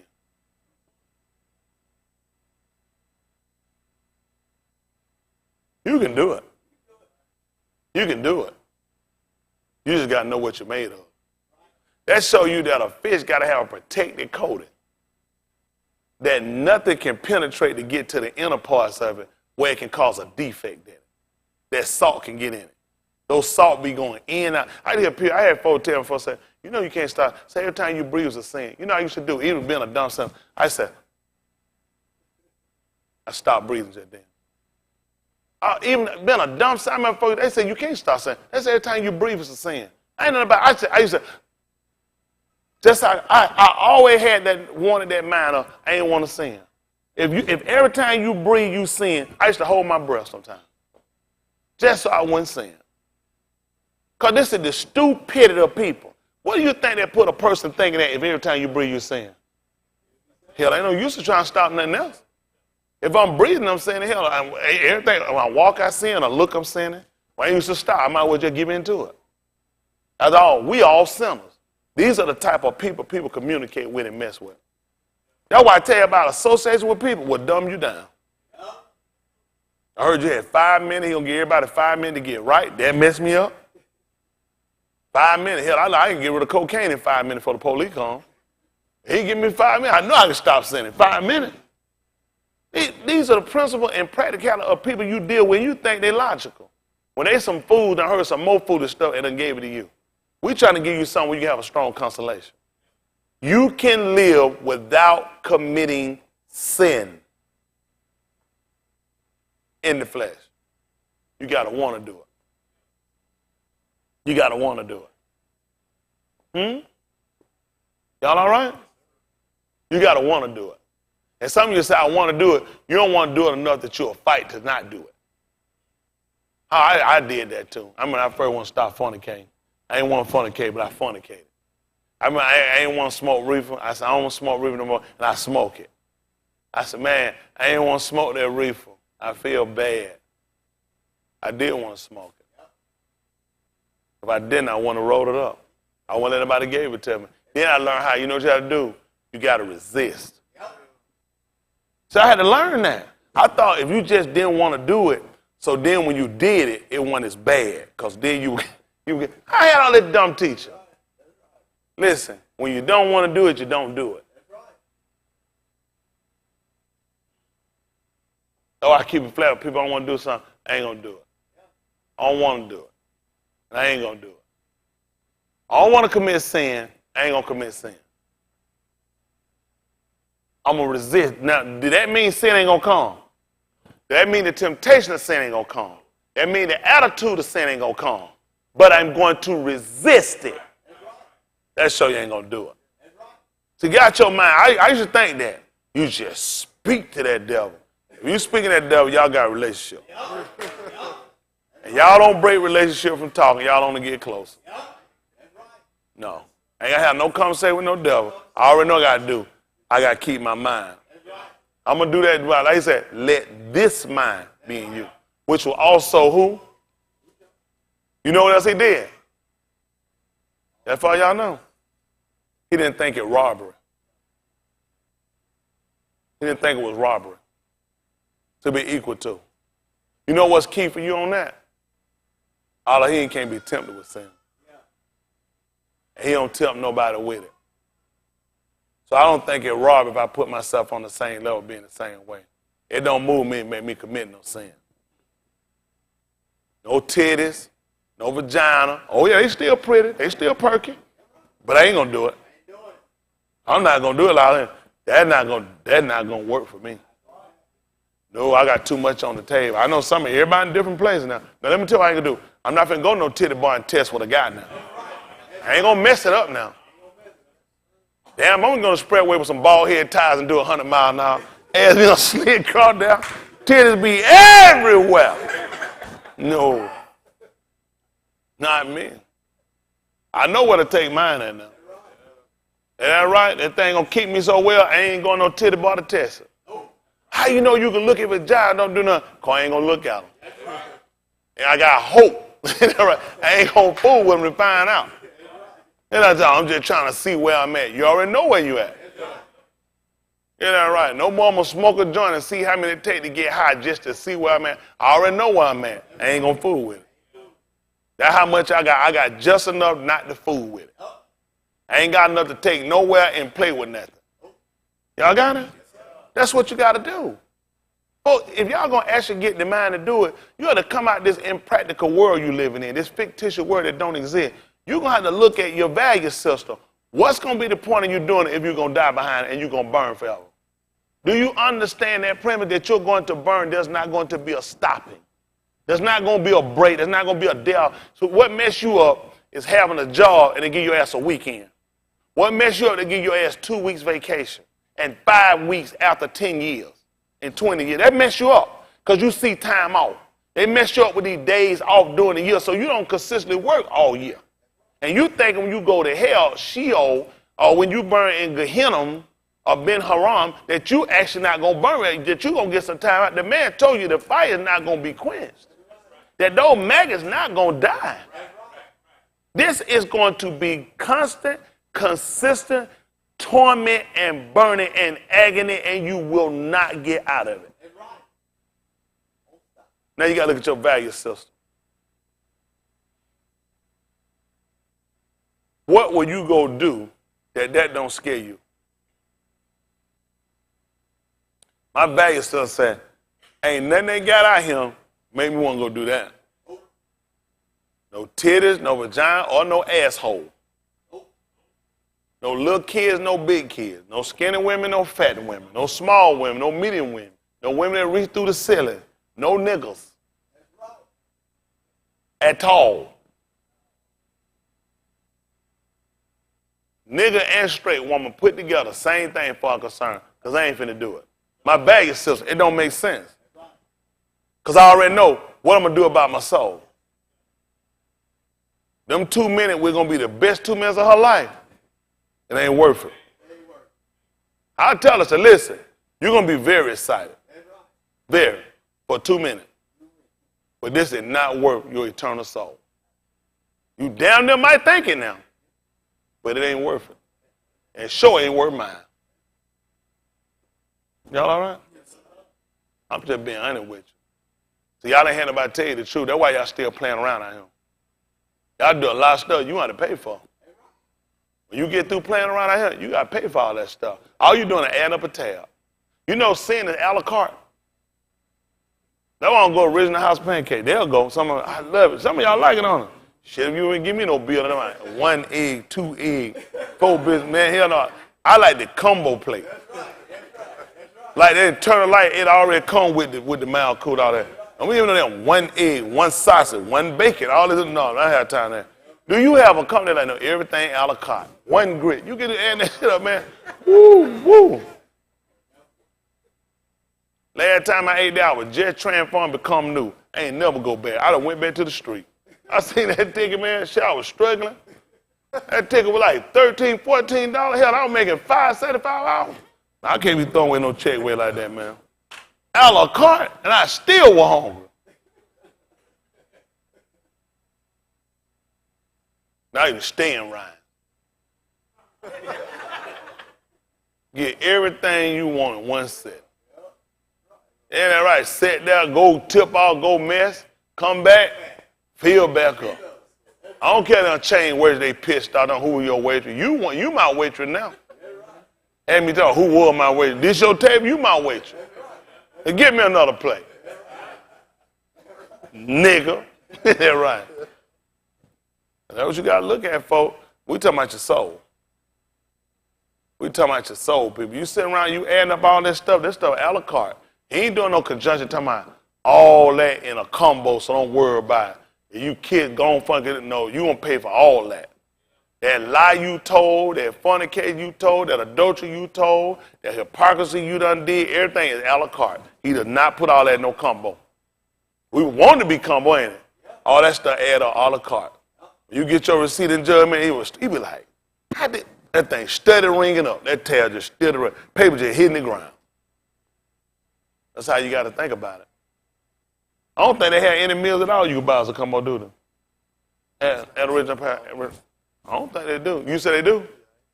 That means she been in there. I don't know. She been in there recently. You got exposed. We're not looking around there looking for a la carte. Yeah, I went, it wasn't no a la carte. It wasn't no combo. Everything was a la carte. And that's sin for everybody here. And you think about everything you done. You think of some of it is small and some of it big, they charge you for it. Everything you doing, Elohim charge you for it. Isn't that right? Elohim's so particular, he gonna charge you for that extra butter too. Every sin you got, he gonna charge you for that. You got 2 jellies, that 2 little white lie to go with that, all that on your bill. So you start looking at everything you got on your bill, you can't afford to add nothing. You can't even pay for what you done. How you gonna afford to keep running the tab up? You know who you gonna be like? Come on, I'm talking about the bill this time. A very expensive bill. After this, you know what's going to happen to you now? Do you know that? You ever heard the name Spanky Johnson? Take your ass out there with that suit on there, you finna drown. You know you're going to tell him, drop him. Drop him. Your first paycheck, you know what? Drop him. You going straight. You know somebody did he dropped that. He didn't want to hear that John, did he? When Elohim come back in, he's not going to hear your excuse and you're alive. Drop you. This is going to be the second death. Because you won't come back from this one. You're going to be a comeback kid. This is your only opportunity to do it while you're living right now in the flesh. This other stuff that y'all think going to happen to you later, you're going to have to get it right now. Quit this playing around, procrastinate, quit this funny hope and dreams of something going to happen. Nothing's going to happen outside of what he told you. There is no salvation outside of nothing he told you. If he didn't prescribe it in the book for you, it's not going to happen. You can believe whatever you want to believe. You convince yourself because enough other people doing it. You're going to burn forever, folks, if you ain't got it right. Every one of us, include me. I said I was living right. Somebody knew up top. I say ain't commit sin. Somebody up top know. You ain't going to believe what else he know. He know if you've been doing it too. Every one of us saying, he know where your heart at. He know where, I know a lot of y'all love ain't where your heart at. It ain't hard to see that. Y'all let too much drag y'all and pull y'all down. At the end of the day, listen, man, I had to carry, listen. I had to carry the weight of the world on these things. And you know what I had to keep doing? Got to keep going. But some of us in here, man, we carry the weight of our world, you got to just keep going. Some of y'all, you get a tiny piece of little shit, ain't even yours sitting over from you 50 miles, and you break down. You hear about somebody else's shit and it tear you up. I had everybody else's shit in my own stuff, and I still got to keep going. That's what you gonna do. What y'all gonna do? Y'all know what people here really hurt y'all, really make y'all look bad. Y'all don't know that. So y'all so shallow, so thin. First, again, was strong, but y'all give folk weak as hell, can't focus, can't function. You can't even, I wouldn't have a conversation with you about nothing, about no strength or nothing in the world. You too damn weak for me. Sometimes I just couldn't do nothing with no weak people. It just makes no sense for me. First of all, where you at when it come down to your living? Right. Where's your hope at? Right.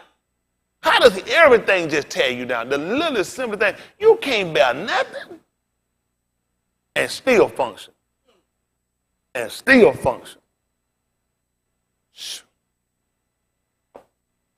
Man, I watch y'all burn me, beat me, lie to me, set me up, hate me, and I still keep functioning. Man, I can sit down and tell you what all the stuff I had to do. Some of y'all tell y'all won't even believe what folks in here do. Y'all have no idea what people here do. They're in this room. The shit people in here do to me. And you know what I got on my record? I still treat them right. I don't pray for them to burn. I don't pray for them to go down. You know why? You know why I tell you why I do that? I'm much too busy. I'm too busy trying to save people. I ain't got no time to wait with stuff like that. That come with my job. And you know why all that happened to me? Because I'm doing something. If I wasn't doing that, I'd be like you. Hell, I'd be sitting around hating on somebody else. I'm like Cam said, why they hating? Why they hating? Let me tell you what I learned about stuff. The only time you got time to hate on people is when you ain't doing shit. You get busy, you doing something. Man, you ain't got no time. Ain't got no time. Ain't got no time to be headed up. I'm much too busy. Man, this him. I got people waiting on me for the Shabbat to be over. Come Sunday, I got to go to work. I got people waiting on me. Listen, shit sitting still waiting on me. Shit can't happen till I kick back into play. Y'all understand what I mean? Can't do nothing till I come back into play.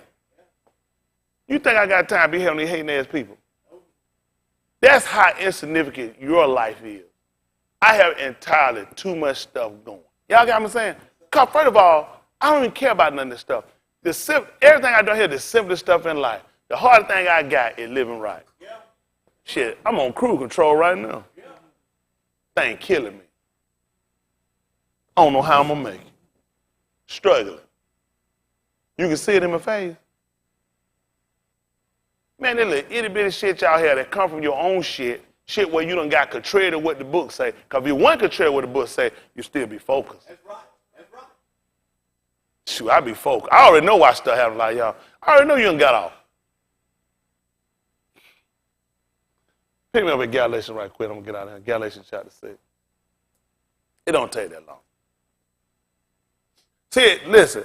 I say like shot. Knowing bonds and affliction about me, none of this stuff move me.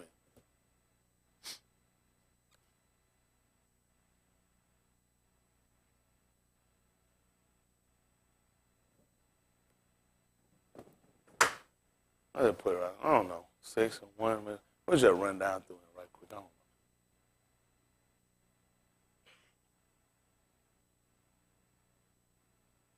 6 and, well, no, I'll get 6. You're right. It's right now what you're saying.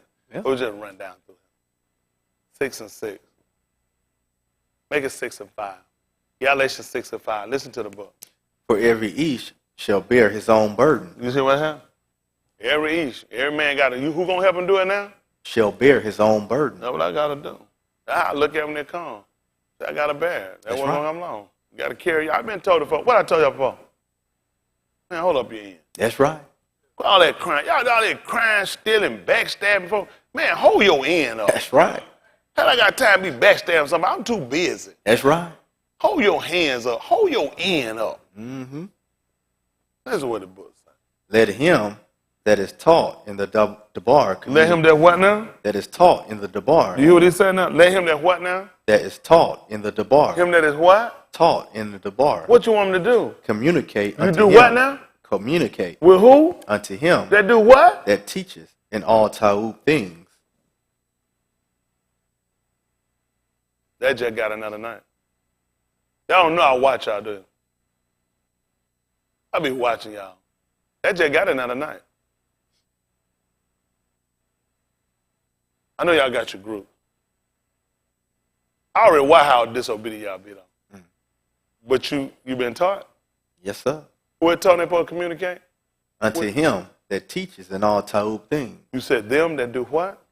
Unto him that teaches in all ta'ub things.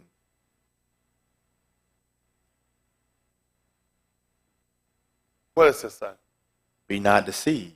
Elohim is not mocked. Please don't think you getting by. What has he told them? For whatsoever a ish soweth. Whatsoever what now? A ish soweth. What do you sow? What's going to happen? That shall he also reap. 3 and 17, Barashit.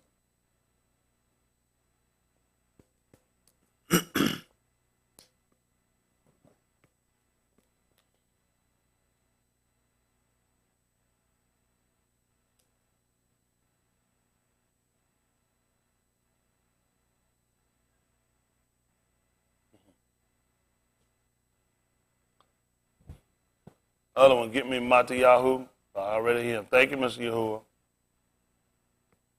I got their ass.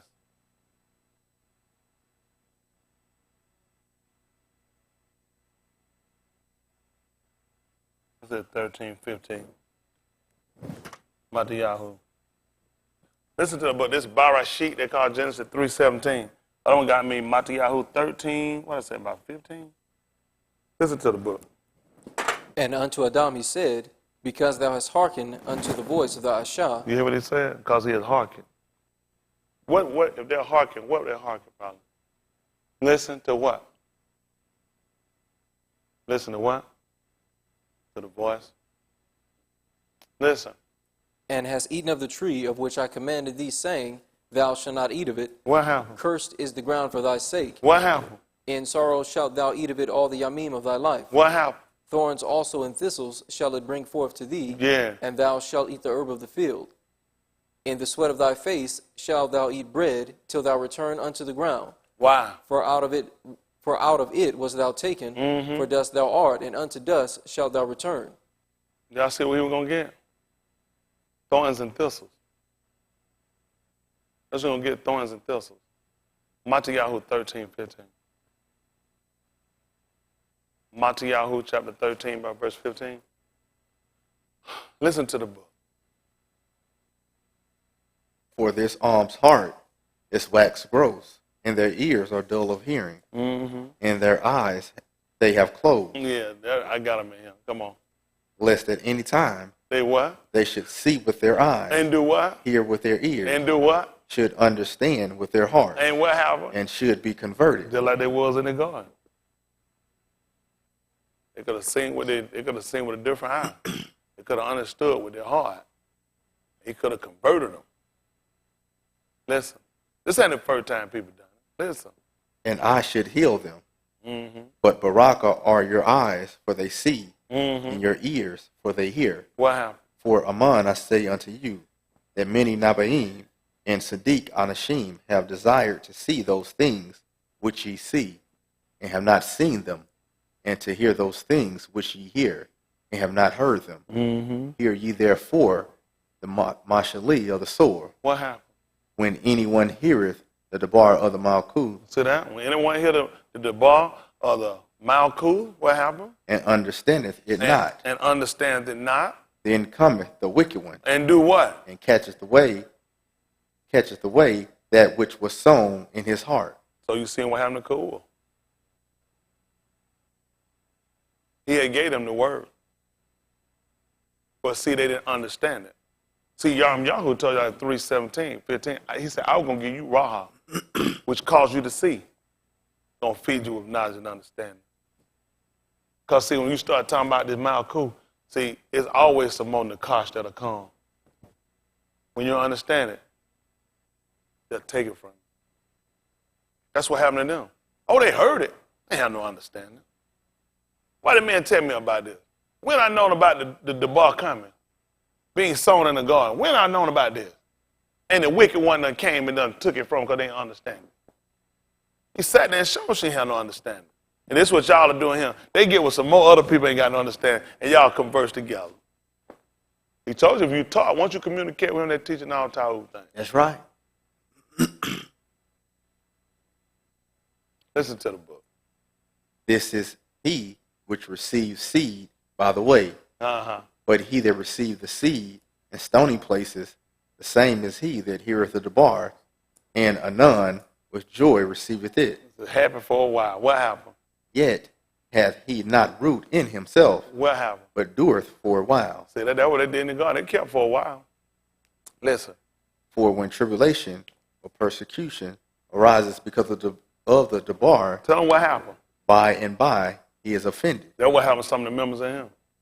See, it was a person. This is what people do, even people that go. That's how people go. See, when something happens, yeah, they can't take it. Why it happened to you? Because you're hearing the bar. That's right. This is where people so damn stupid. Get on my nerve. I see as many damn stupid people in my life. Something doesn't happen to me. I couldn't hear something. Hell, why? Because you done heard the bar. That's right. The man told you it's going to happen. Because you ain't have no root. Because your heart was hard. And when you get offended, by and by, your ass out the door. He done told you ain't got no root. You want to dig deep. Deep. That's what I'm trying to tell you. Man, I'm deep. Let these people move. I watched so many people translate, and transfer out of him. I'm still him. Still here. I'm convinced him. I said, I got roots. That's right. When you got roots, you don't just uproot. You just don't jump up and just go and run and do nothing. My persecution come because what I teach. That's right. I'm standing on something. That's right. People work at me. You know why people do shit to me? They want to say they can make me fall like them. Yep. You know who try to pull me down? Somebody all on the ground. Yep. How the Maliki gonna pull me down when they up over me? Can't do it. The people pull you down under you. You ain't got no better brain. How the hell don't let somebody under me pull me down? That's right. And get me discouraged. Hell, you down. That's only you pulling on me. Yep.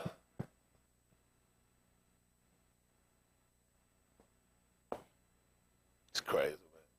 That's crazy. Somebody down got to be pulling on me. That's right. Ain't nobody else going to be pulling on me. So why I'm going to let somebody ain't doing what they supposed to do discourage me from doing what I'm supposed to do? Right. That's that bottom line. You're not doing what you're supposed to do. You wouldn't be sitting there hating like that. Why they hating? Mm-hmm. Why they hating? Because Yahudim on top. Can't like that. Can't please. This is not about you right now. And your obese son. I got to throw that in. How many of y'all agree he obese? Very. Yeah, he overweight. But anyway, the thing becomes, y'all let people come and just tear it up. Listen, stuff got to happen when you're doing right. If you're doing what you're supposed to do, stuff got. Listen, when you're doing wrong, stuff happen. You get convinced, and something should happen you're doing wrong. But it should come to you to try to convince you to stop doing wrong. When you're doing right and it come at you and you know it line up with the book and the book show you it measure up right, then you know I'm being persecuted for my stance. People ain't listen, ain't nobody persecuting me about their wife and their kids, about their mom and their dad and nothing else they got, or stealing and lying to them. People persecute me because I hold a stand on their ass. Mm-hmm. I hold a stand on their ass. I ain't going nowhere. That's right. I ain't got to like it. Hell, don't get mad at me because I'm consistent. That's right. That's right. That's right. I don't get a bottle and shake it up and drink that thing. That thing sweet from the beginning to the end. Hell, you getting mad for? That's right. Well, sour ass. That's right. Yes, sir. Isn't that right? That's right. Unsweet ass. Don't get hot with me. Yeah. I finally got myself get consistent. I ain't let these folks move me. You supposed to listen. When people do that, I look at you're doing what you're supposed to do. Yes, sir. And I'm doing what I'm supposed to do. I'm still serving. Still, sir. And I'm telling you, they saying something until I die. Die. Y'all ain't just be, I just watch y'all people. Man, y'all don't be moving. Y'all get a holler moving a song. Man, I'm already moving. That's right. That song ain't made me talking about till I die. Hell, I made that commitment when I come this way. That's right. That's right. Y'all let too much stuff gotta get you going. What y'all do when ain't nobody beating on nothing? Right.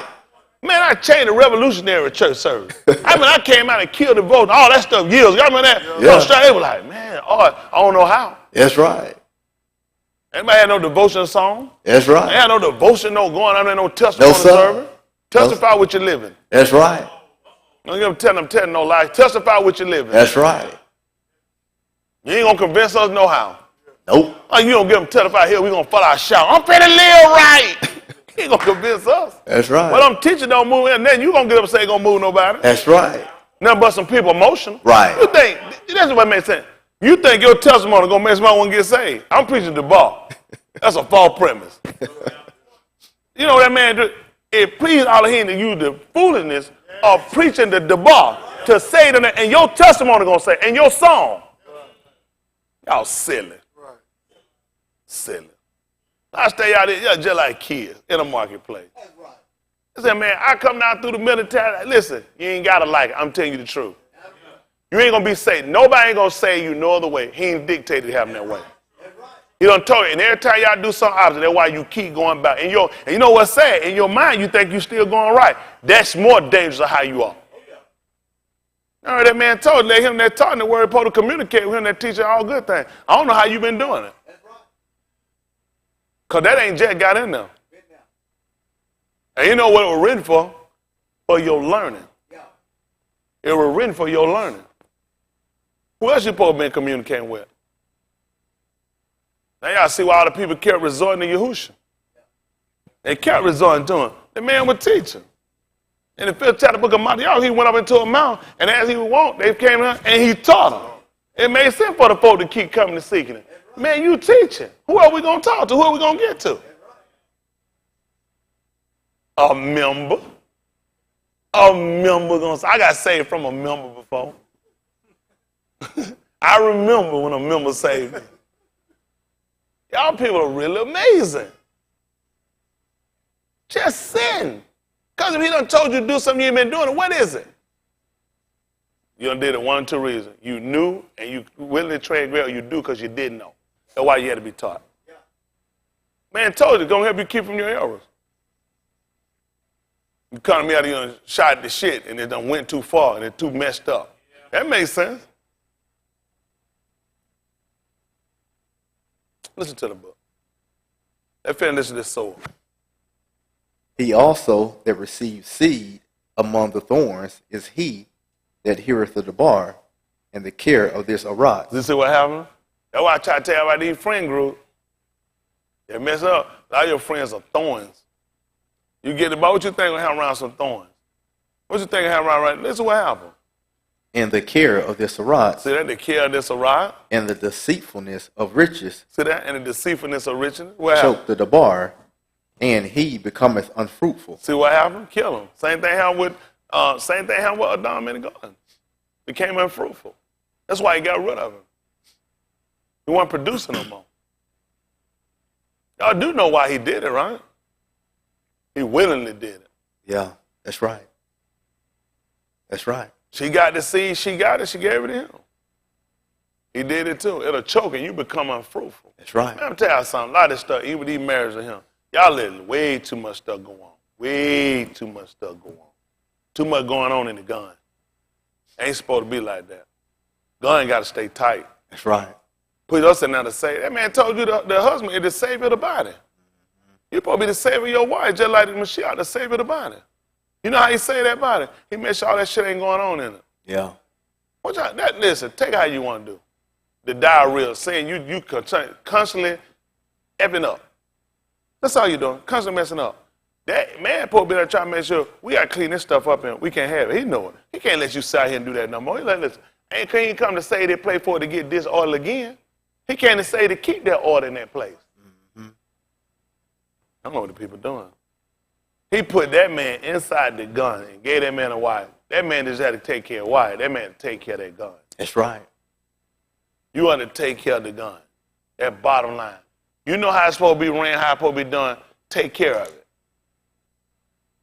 Now, had he stood upon his watch, he'd have been there to answer to see what he was supposed to answer when he was reproved. He set the precedent for the rest of the realize, I can't let it get like that. That's why I can't let y'all get away. Well, I'd have cut down. I didn't get you. You tie you want to. The man put me here to try to keep it. Yeah. And dress it. You want to show your titty? He don't want your titty to show. I supposed to dress it. That's right. They don't know why I'm here. They fight me, though. Mm-hmm. But if you could have did it, he would have never put me here. That's right. I tell you something, I tell you about your hair, I tell you anything you want. You say you want, I'm here to dress it. I know how a tree supposed to look. Mm-hmm. I'm talking a fruit tree. Mm-hmm. I know how one look when it's dying too. Mm-hmm. So then I had to cut it. I know, listen, I know what's here producing, what ain't producing. I see these weeds. I know how you got him. That way he put me, I know what I see. He looking at me, summer fruit, not at all. I know I ain't got no summer fruit. I'm working to get me some fruit. When he come back here, he gonna be looking. What I'm gonna allow that man tell me, I got summer fruit. No, sir, I can tell him, I got a basket of fruit so rotten they can't even be eaten. You gotta know. Let's say he asked Yahoo, do you know what you got? He let him know, do you know what you got? He said, I got 2 baskets. What you see? He said, one figs are good, the other one, they're so bad you can't even eat them. He said, those are the ones that did not do what I told them to do. Those are the ones that turned themselves back. The ones that good, those are the ones that adhered to what I told them, and they went into captivity. You want to see how smart the man is he got? Musi asked him, what'd you see? He said, summer fruit. He said, the end done came. The end has come. You got summer fruit? I'm coming to get it. Huh? Y'all sitting around here playing. Y'all don't realize you can't say it yourself. Go find these folks that don't say it themselves. Impossible. Impossible. You just not going to do it. It takes something to be a leader. You got to have consistency. Yep. Can't be fake and veering. Can't be faltering and veering. Priority always got to be this over everything else. That's right. Over everything else. Priority. Huh? You got to be able to answer when the people come to you. You got to be an example to the people. You can't be with the people. You know, we all mess up sometime and get off. We all stop doing what we're supposed to do. That's not going to be good. That's right. It ain't just about what you know, it's what you can do. That's right. You got a lot of good coaches. They can't play, though. Please don't believe that all good coaches are players. Magic Johnson proved that. Yeah. That's right. He proved that for him. One of the worst coaches you ever seen. That's right. He can dribble the ball now. He can run. Court action is totally different than sitting on the sideline. That's right. What a coach got to sit on the sideline and see and figure out is totally different than what you see on that floor. Mm-hmm. When that coach gets you back on a good coach, he can get you and tell you right quick what y'all been doing and let you know why he been letting you run down here and say, now y'all going to do it my way now or y'all ready to keep doing what you're doing? By the time you sit down and see a real coach and what they're doing put together, you realize you're not a coach. You're a player. Mm-hmm. Oh, you get them thinking that you got players that think they're coaching. Oh, yeah, they feel like they coach down the point because they hitting points. That's because we set a scheme up for you. We set a scheme up that get you in position where you're to hit them points you get to. You got talent, but your talent been nurtured. And I know how to set up something and set a pick for you to set you up where you can get them points you get. Set you by yourself out there and let you do it, you'll see you don't do too well when the rest of the team ain't performing with you. A lot of people, it happens a lot of times. Shit, you think Belichick can throw a ball better than Tom Brady? Tom Brady can't coach no damn team. That's right. Slow ass. That's right. Belichick know what it takes to put a winning team together. That's right. You can count on him to get there. That's what he do. That's what he do. He a coach. He know what to watch for. He know what to look for. Stuff you ain't gonna look for. All you looking for, I watch out here. Y'all got individual talent. You don't know how to make your talent flow with the rest of the team. You know, a lot of times, it's a lot of people. I know some guys really good. You know why they didn't stay on the team? Why they couldn't make it? They were too individual. Mm-hmm. All they want to do is shoot. They don't realize it don't work like that. The way you're going to do it, you don't get shut down. Mm-hmm. Way you're going to do that, you got to learn how to work and flow with the team. And you're going to take the good with the bad. And you're going to be a real good player. And you're going to be a real good player. Attitude will hurt you too. There's a lot of guys want to get covered team because of attitude. It wasn't because he couldn't play. Your attitude couldn't deal with you. That same thing Yahuwah do. He'll cut you. You can be good at what you do, but he'll cut you for the fact of attitude. It'll shoot. Y'all don't see him before player cause of attitude? Yeah. Couldn't keep him. You don't see him before attitude. Yeah. It gotta be their way up. They be like, man, you know what? As good as you is, I don't even want you. Too much headache, too much trouble. And you gotta learn how to flow when you're a team. Y'all all right? That's what we are. We're a team. You gotta learn how to work and play with the team. We'll take that L together, we're going to take that win together. Ain't nothing better when all of us win. I don't want no loss like the rest of you. So you keep working, trying to work on other players, trying to get them to perform so we can try to make sure we don't get no more L's. That's how we can do. We start that individual stuff, you're going to wind up shooting the whole team. Go out there and try to get your stats up and don't think about the team. You know we can lose the game. Your stats look good, but we losing. Your stats can look real good, but we losing. We're a team. So we come in, we're trying to work on what get the team better. Someone say, well, we got to go back. I already know this. You think you know. Or you did know, you would have been jumped in and tried to help get that person, get them back on point. That's why I know you ain't no leader. Because the individual stuff, y'all are set back and wipe it. How many of y'all sit back and watch people here mess up and watch people go wrong? Don't try to lie. Raise your hand. Raise them high. Where y'all stopping point at to help? You just said, it ain't my place, it ain't my job. It's on them. I don't want to get other people business. People ain't going to listen. I'm the coach. That's what I do. I watch it too, and I'm trying to see when you ready to start playing and do what I tell you to do. Your way ain't working. Your way ain't his way. Y'all all right? You ain't going to make it the way you're going. I see it. You just ain't going to make it. There's a lot of people coming in with that shit thinking they got pro talent. Your stuff good for high school. Middle school at best. People don't realize, listen, every time you transition, the game changes. You got so many guys great in high school. Soon they hit call their ass back home first season. Yeah, man, coach shit, man, tripping. Yeah, UNLV. Oh yeah, I know. I know they called you. Sure they did. Your ass ain't going nowhere. And got there and realize you done got in that collegiate end, you don't see how much talent out there, realize you can't make it. Hey, people got here, you know it. You'll crash out here. Let me tell you something. We coming out here, y'all know how many people done made it, how many people have gone through and what kind of style they done set. And we still here on the elementary level. You don't realize the kind of people you got to compete against. Y'all done got people that done lost their kids, people, widows, refused to have their dead raised. You done had people put in caves and been eaten by shakal. All this stuff done happened. And what your ass done went through? 10-minute separation.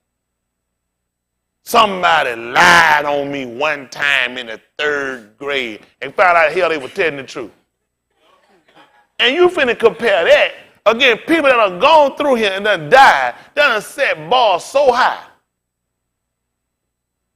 Just example. I remember Zach was gonna go, he said gonna run in the Olympics, Junior Olympics. You know what kind of number them people put up in the Olympics? Dane, when we get through, what I want you to do, Dane? Dane, what I want you to do when we get through? Put your name. See, that's what I'm saying. We ain't got to argue for do it. He gonna tell me, wet preacher, I don't know. Now, I'm just saying, Daddy, name on the board when we get through. Why your name going on the board, Danny? His kid, Danny, like, I'm so glad he got in trouble. So when I get in trouble this year, he can remember his name went on the board. Now, but the thing is, you look at the type of people that they bring out to those type of events you put up there, these people already been tested. These people put up real numbers. What I'm telling y'all about, when you get out here on a real big league, on a real high step, these people got a real number. These people tell you go to college. It be people, when you go in here, you see people you ain't never heard of, everybody heard of. Your ass you've been the best thing in your county, in your community. When your ass get there, these folk got numbers. You hear like, damn, who is doing? People know them. And they been fighting to get them. They done talked your ass to come on. You realize, ain't nobody studying your ass no more. You thinking, damn, what they done did? These folk been everything. These folk got paper clipping. Listen, them folk got newspapers, not clipping papers. So you start looking at what kind of people you got to come compete against, what people put up. I'm taking them to come down to people we coming behind. These people that have died, that have died in Amunah. Do y'all understand what these people have done? And y'all get in here, y'all a weakling ass, crying ass, quitting ass, folded up ass, and you ain't even went through that. The shit you went through, it been your shit. It wasn't even their stuff. What y'all gonna say when you see EU? EU done lost all his kids. Always serve the man. The man, listen, the man been called Elohim. But how that man, listen, I have none like him. And your little straggly ass finna walk up there talking about a fingernail got pulled back one time. One time your head was hurt. One time you kicked your foot on the end of a pew. And you got a little bump on your pinky. Are you serious? You finna try to walk up in the judgment and get these people done stood here. These folk on a high end. These folk done compete. They look at your little shit.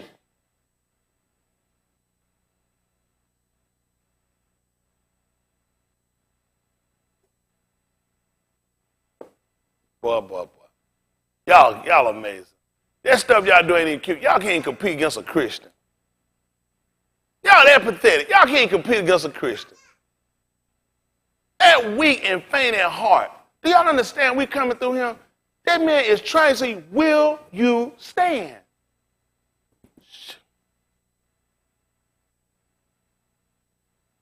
I get screwed in here and out there.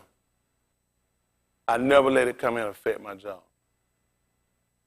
I never let it affect my job. Y'all remember I get up and I break down, I can't stand, I can't do it. Y'all know why? I'm competing against the people that don't set a bar too high. They ain't gonna want to hear it. They're not gonna want to hear it. People that trust in Elohim when they have nothing. Can you imagine you and your kid, much you love your kid, y'all get ready to sit down and bake the last bread loaf you got, lakum, and y'all gonna eat that so you can die. Can you imagine you finna eat so you can die? Ask Yahusha how that got to be. To sit down and get on the last bread so you can die. Can you imagine sitting down and you and your child finna eat this little bit so you can get ready to die? How you eat something to get ready to die? You're supposed to eat something so you can keep living, keep your strength up. That's the confidence they had in Elohim. Didn't change, so you know what you do. Hell, you quit. You faint. You'll find some other way out of it. You'll manipulate with yourself around something. That's the confidence people had in this man. Huh? You know what he did for him? You know what he did for that lady? Sent her all Yahoo. Huh? Well, everything he did, he said he was only sent to her. Huh? Said, no, I'll tell you what I want you to do. I want you to bake me one first. Make me a loaf. Then make one for you and your son. You probably, I said, all I got left is enough for us to eat. So after we eat this, we're going to die. And you just told me to make you one first. That takes some. How you finna look in the judgment when you come with your little half-ass shit? Make him one first, then make one for you and your son. What you finna do with it? Your selfish ass. Your whining ass. Your sorry ass. Make me one first, then make one for you and your son. You know what happened? Every time she went in the barrel, it was some more meal. She didn't have enough, though, but just for her and her son. Said she'd have did like they selfish ass and went on just made for her and her son, they'd have surely died. But he sent all Yahoo to her. That's what he did. Sent all Yahoo to her. Every time she go back to dead, it's some more. Like Karen said, it's some more. Every time she go back in that barrel, it was some more. What you gonna do with that? What you gonna bring? Let me just cure. What your sorry ass looking to bring up? Tell me give me a taste of what we're gonna hear in the judgment from your sorry ass. What you gonna bring up against that?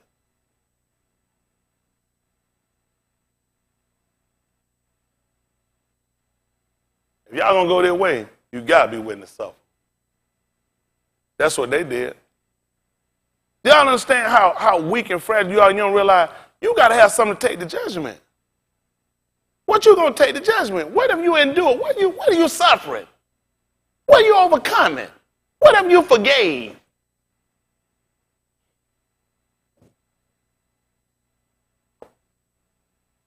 Well, there's gonna be some kind of judgment. That is gonna be some kind of judgment. You actually gonna stand up against these people, and what you bringing? The Ukanon said it first. Bring forth fruit, meet for repent. What you bringing up? What have you done? What are you doing now? In the 13th chapter, so I can go. Yeah, I'm with y'all. It'd be nice if I give you a 10, 15-minute sermon. Somebody got to get home. Somebody got to get home. These folks don't realize, y'all ain't got nothing to take, huh? You ain't overcame nothing, huh? You still coming. We ain't talking about your legs either. But y'all gonna go into judgment. What do you overcome?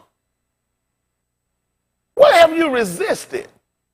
What have you denied yourself of? What have you gave up? You better kill your lazy ass in no judgment. With what? You're crying, you're weak, you're minimal, you're days out, you're selfish as hell, you're sorry as hell. What you going to judgment with? Now, people, please don't do it. Don't come.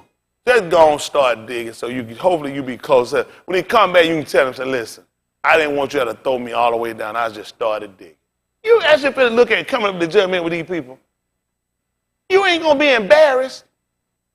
You not going to be embarrassed that Luke walked out of a city, never looked back one time.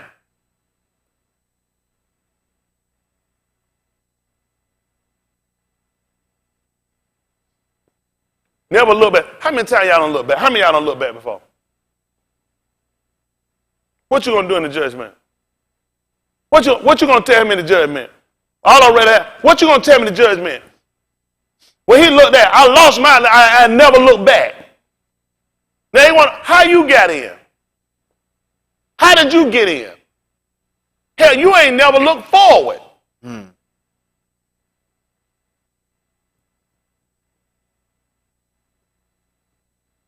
How many of y'all ain't never staggered? How many of y'all ain't never hesitated? What you gonna tell Abraham? What you gonna tell Abraham when that man had to walk out here to get rid of a son that he loved? Then had to get ready to kill a son he loved. What you gonna tell that man he ain't never staggered? And you staggered. You got shook before. You doubted and you turned back before. What are you gonna tell this man? I'm a special case. Your ass special ed.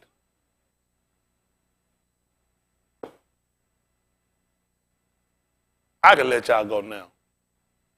Y'all think everything games and fun for you. I'm set a certain way because everybody ain't going to get in. Ain't for everybody.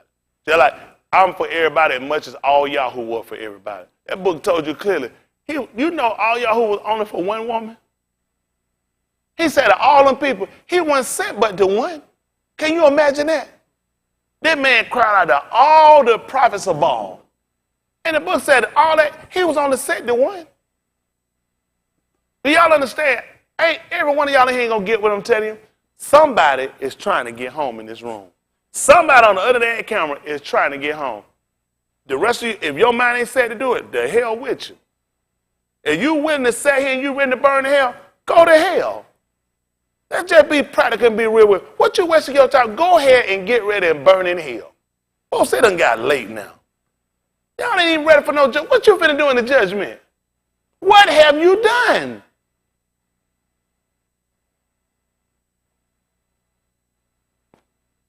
People don't like reality. People don't like reality. Still stay focused. Don't matter what comes. Don't matter what they say. Don't matter what people think. Still got to stay focused. You know how much weight that is?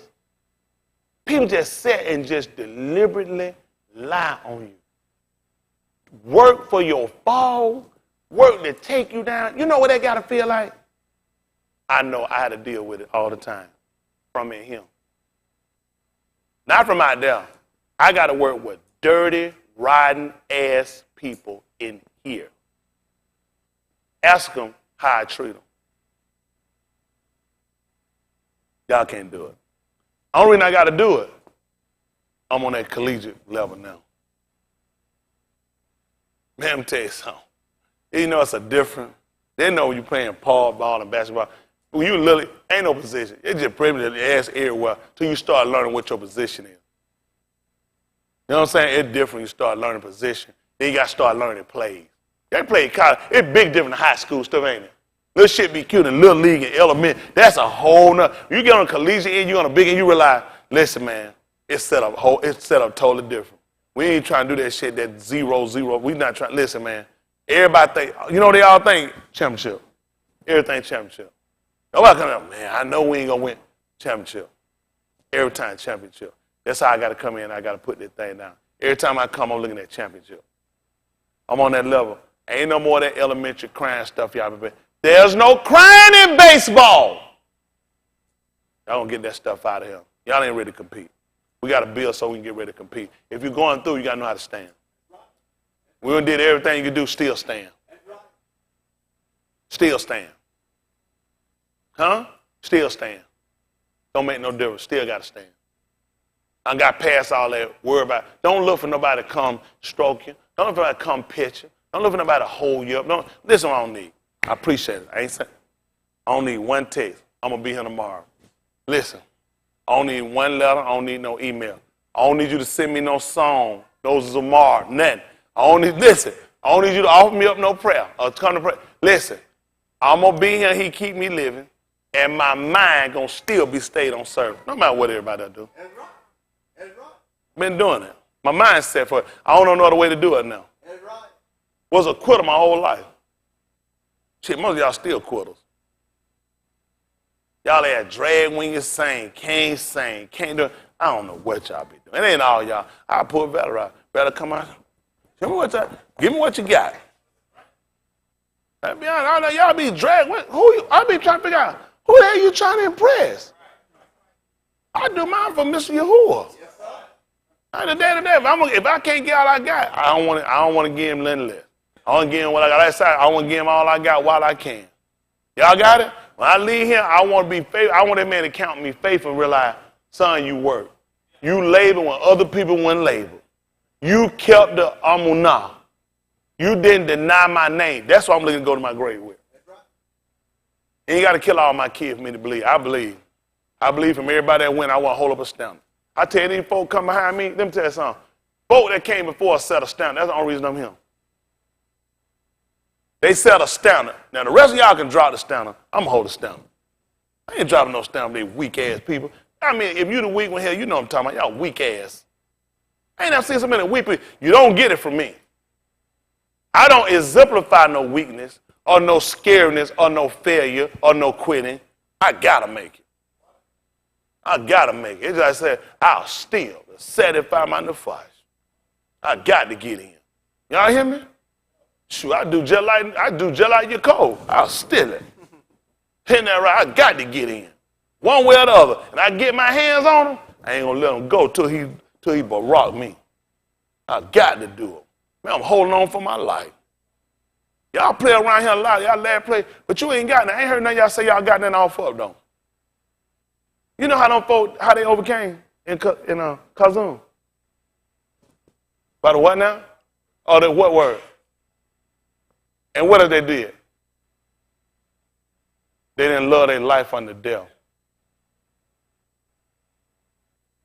That's how they overcame. By the dam of the Lamb. By the word of their testimony. They ain't love their life to death. Huh? That's how they overcame. When he seen them, that's how they overcame. How you going to overcome? They got a new way. How you going to overcome? How you going to overcome? You're a quitter. You're a quitter. You can be on a team and still quit. I quit one time in softball team, and I still stayed on it. I quit. I walked out, I quit. I came back and got back on it before the game was over. So then, pissed me off, I quit. I came right back and got on before the game over. They let me play. You know what they should have did? Told them to take my ass home. Should have let me back on for quitting. Should have let them say they couldn't count on me. That's what he should have did. That have broke a lot of stuff up earlier. He should have told me when I quit, you done enough. I'd try to tell him, no. Said, see, the rest of them, they stayed out here. They don't like some stuff either, but they stayed. See what I'm saying, the difference? You keep letting all these quitters on, after a while, you know what? They'll start moving across to other people and cause other people to start quitting. Y'all don't move me. I ain't quitting. I don't have no friends or no enemy that can make me quit. Just not happen. Don't make no difference about why, kid, Kim, I love them all up. Nobody gonna make me quit. I'm standing. Straight like a man. That which was written is upright. I ain't got no business with no lean in life. You want to lean, carry your ass to Paris. Hell, you going to look at a leaning towel for? I ain't impressed. Stand this shit up straight. Tell kids at school, stand your ass up straight. You ain't go way the damn Paris, look at some shit like this in the fall. Because it exemplifies your life. Barely hold it on ass. Sorry, if I go there, I'll push the shit over. Until everybody carry your ass home. Isn't that right? One or two things. I'm going to push the shit over or stand it up right. Y'all all right? They ain't bearing no fruit. Now, what y'all want y'all to work on tonight? Make sure you start bearing some fruit. I want you to get something you can take the judgment. Make sure you can get something you can compete on a collegiate end. That is failure, quitting, days and all. Can't focus, can't think. Oh, ain't nobody on my side. Nobody love me. Damn you. Love yourself. Quit thinking other folks supposed to kiss your ass. That's everybody in here. Always trying to use other people. What y'all using other people for? Them folks here hate me to damn death. You think them folks gonna stop me? Damn them. Will still be him. That's why you serve the battle. Hell, they the one keep me going. Eventually, he gonna come back. He'll wipe their ass out. I just do what he told me to do. Y'all all right? All right, say dig a hole for me. Hell, they gonna be the one to fall in it. All right, make sure I'm doing what I'm supposed to do. I love you and treat you right. Hell, you'll kill yourself. You gotta kill yourself. Even Judas had no sin to do that. I know you ain't you got a little more than Judas now. You at least have some Judas in you where you'll go and kill yourself, won't you? Isn't that right? And some of that Yehuda get in you. Come on, Fed 13, so I can let y'all go. What y'all can do out here, y'all too long, don't come tomorrow. I'll be here.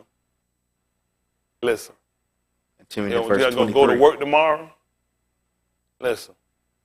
But he that receives seed into Taub ground is he that heareth the bar. And what happened? And understandeth it. That's what I'm talking about. I understand. Is it? See, you in here. Stone ass. Choked out ass. You in here. He ain't need nobody out. Look at where you at. And what happened? Which also beareth fruit, and bringeth forth some 100-fold, some 60, some 30. Listen. And another Mashali put forth unto them. What happened? Saying, the Malkuth of Shamayim is likened unto a Ish, which sowed Taub seed. Y'all hear that? He said, just like unto a Ish that sowed Taub seed. And what happened? In his field. In his field. What happened? But this is my field. What happened? But while Anashim slept. While I was sleeping, what happened? His enemy came. That's what I already know what didn't happen. That's what Yahushua looked. That's what Yahushua trying to tell her what happened in the gun. He said, I know what I put in. Everything he put in, he said, that's good. That's good. That's good. And when he went off for a minute, get what happened? Some shit done kicked off in him. Ain't that right? That's what he looked at. I know what didn't happen. I know. I had to get it. You know, thank you, Mr. Yahushua. I know they try to get around me. Listen to the book. His enemy came. That's all I got. You got to have him. The enemy came and sowed tail. What happened? Among the wheat. Among the wheat. What happened? And went his way. And went his way. But when the blade was sprung up and brought forth fruit, what happened? Then appeared the tares also. What happened? So the servants of the householder came and said unto him, what did they say? Sir, did it not they thou said, sow Taub seed? Didn't you preach that thing? And what happened? In thy field. And you preached that thing in the Makdash. What happened? From whence then hath it tares? They were trying to find out where these tails come from. How did tell them how they got in here? He said unto them, What I tell them, Chris? An enemy has done this. That ain't my shit, y'all. That's the enemy stuff. They ain't gonna put on me. See, I had to clear it up. When I came out and told them, be not marred whatsoever man sow the same reed. They ass thought they were smart. They're gonna say, well, if it's thorns in here and all, I sowed them. That's a lie. That's right. That's a lie. That's the enemy right. put your ass in them. That's right. You're a plant. Yep. Literally and from the Ruach. Ain't that right? He told you how they got. I know how y'all got him. Listen. Come on. He said unto them, an what enemy hath done this. What happened? The servant said unto him, what my servant said? Wilt thou then that we go and gather them up? What happened? But he said, Nay. Unless what happened? Lest while ye gather up the tares, what you do? Ye root up also the wheat with them. You know what happened here, y'all? I got some wheat, love some of this town. I mess around and move some of the tail. They moved the tail too fast. Y'all mess around and pull up some of my wheat. Y'all mess around and wrap around here, and they so hooked in, and mess around, you pull it, that root done grab around out. When you go to snap that tail, you pull my wheat out. You'd be surprised. You know what trees will do in your yard? People don't know this certain trees. They have a tendency, their roots can find water pipes. They will wrap around the water pipe and burst them to get water. How many of y'all didn't know that? Oh, yeah. How many of y'all knew that? Look at the hands of these people got their hand up. Yeah, am I lying? Y'all didn't know that. You didn't know nothing about what trees will do. Their roots will go down. They will find that water pipe, and they will burst it and get water from it. You go and you snatch that tree too fast, know what you're doing? You'll snatch that pipe too. See, I know what I'm doing, so I had to leave some of my tail. I know where they at. So I got to leave them because you'll mess around and you'll want to pull up some of my wheat. So I got some. See, when the husbandman sow, I'm chancing for wheat. But I'll get some tail. I had to show you how I got it here. Y'all ain't going to put that shit on me. I say, just like I said, I know what I put out. I put out some taub. I put out taub seed. And some tail got it here. It ain't got him for what I've been teaching. That's how the enemy work. You got to put some in here to try to discourage some and get some on. Y'all don't realize folks will attach on you and mess you up and get you weak just like them. Yeah. Oh, yeah, he'll do it. So I got to know what I'm doing. I got to let you grow. Till, you know what? Till my wheat gets strong. And listen what he said happen. Let both grow together. See that? I just let them keep growing. What happened? Until the harvest. See that? That's what I'm waiting. See, get what happened? To something fruit. And what happened? And in the time of harvest. And then, see that? In accepted time. What's going to happen? I will say to the reapers. What you going to say to the reaper? Gather ye together. First the tares. See that? That's what we want me to get first. Go ahead and get the tares. And what happened? And bind them in bundles to burn them, but gather the wheat into my barn. See that? And bring them in my malkut. What happened? Another mashali put he forth unto them, saying, the malkut of Shamayim is like to a grain of mustard seed, which a Ish took and sowed in his field, which indeed is the least of all seeds. Yeah. But when it is grown, it is the greatest among the herbs, What happened? and becometh a tree, so that the birds of the air come and lodge in the branches thereof. Come on. Another mashali spake he unto them, the malkut of Shamayim is like unto leaven, which a Ashah took and hid in 3 measures of meal, till the whole was leavened. All these things spake Yahusha unto the multitude in mashali, and without a mashali spake he not unto them, Yeah.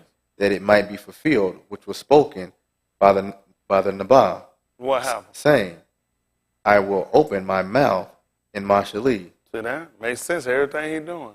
He says, I got to talk to him. That's what the law told him to do. See, you can do everything that he did when you're not under the influence. Everything that we found amazingly that he done, he's trying to show us Scripture. The discipline, the law of the Scriptures, he couldn't break it. Y'all got me? That's what we got to get to a point of doing, getting ourselves disciplined enough that when we do things, our action and our reaction all line up with the Scripture. You know what this keep us from doing? Committing sin. Yeah. Now, he could have sat and had a regular conversation he wanted to with him. The only problem would have happened, he would have got under the influence. And he would have lost the discipline of what the Torah, which is the law, had actually instructed him to do. Like we do sometimes. Sometimes you want to take off, lay back, relax, and let it all go and don't make it about the Scripture all the time, about service all the time, so you can kind of relax yourself and do some other things. That's when you'll get around and you'll let something slip. This is how you'll wind up committing sin.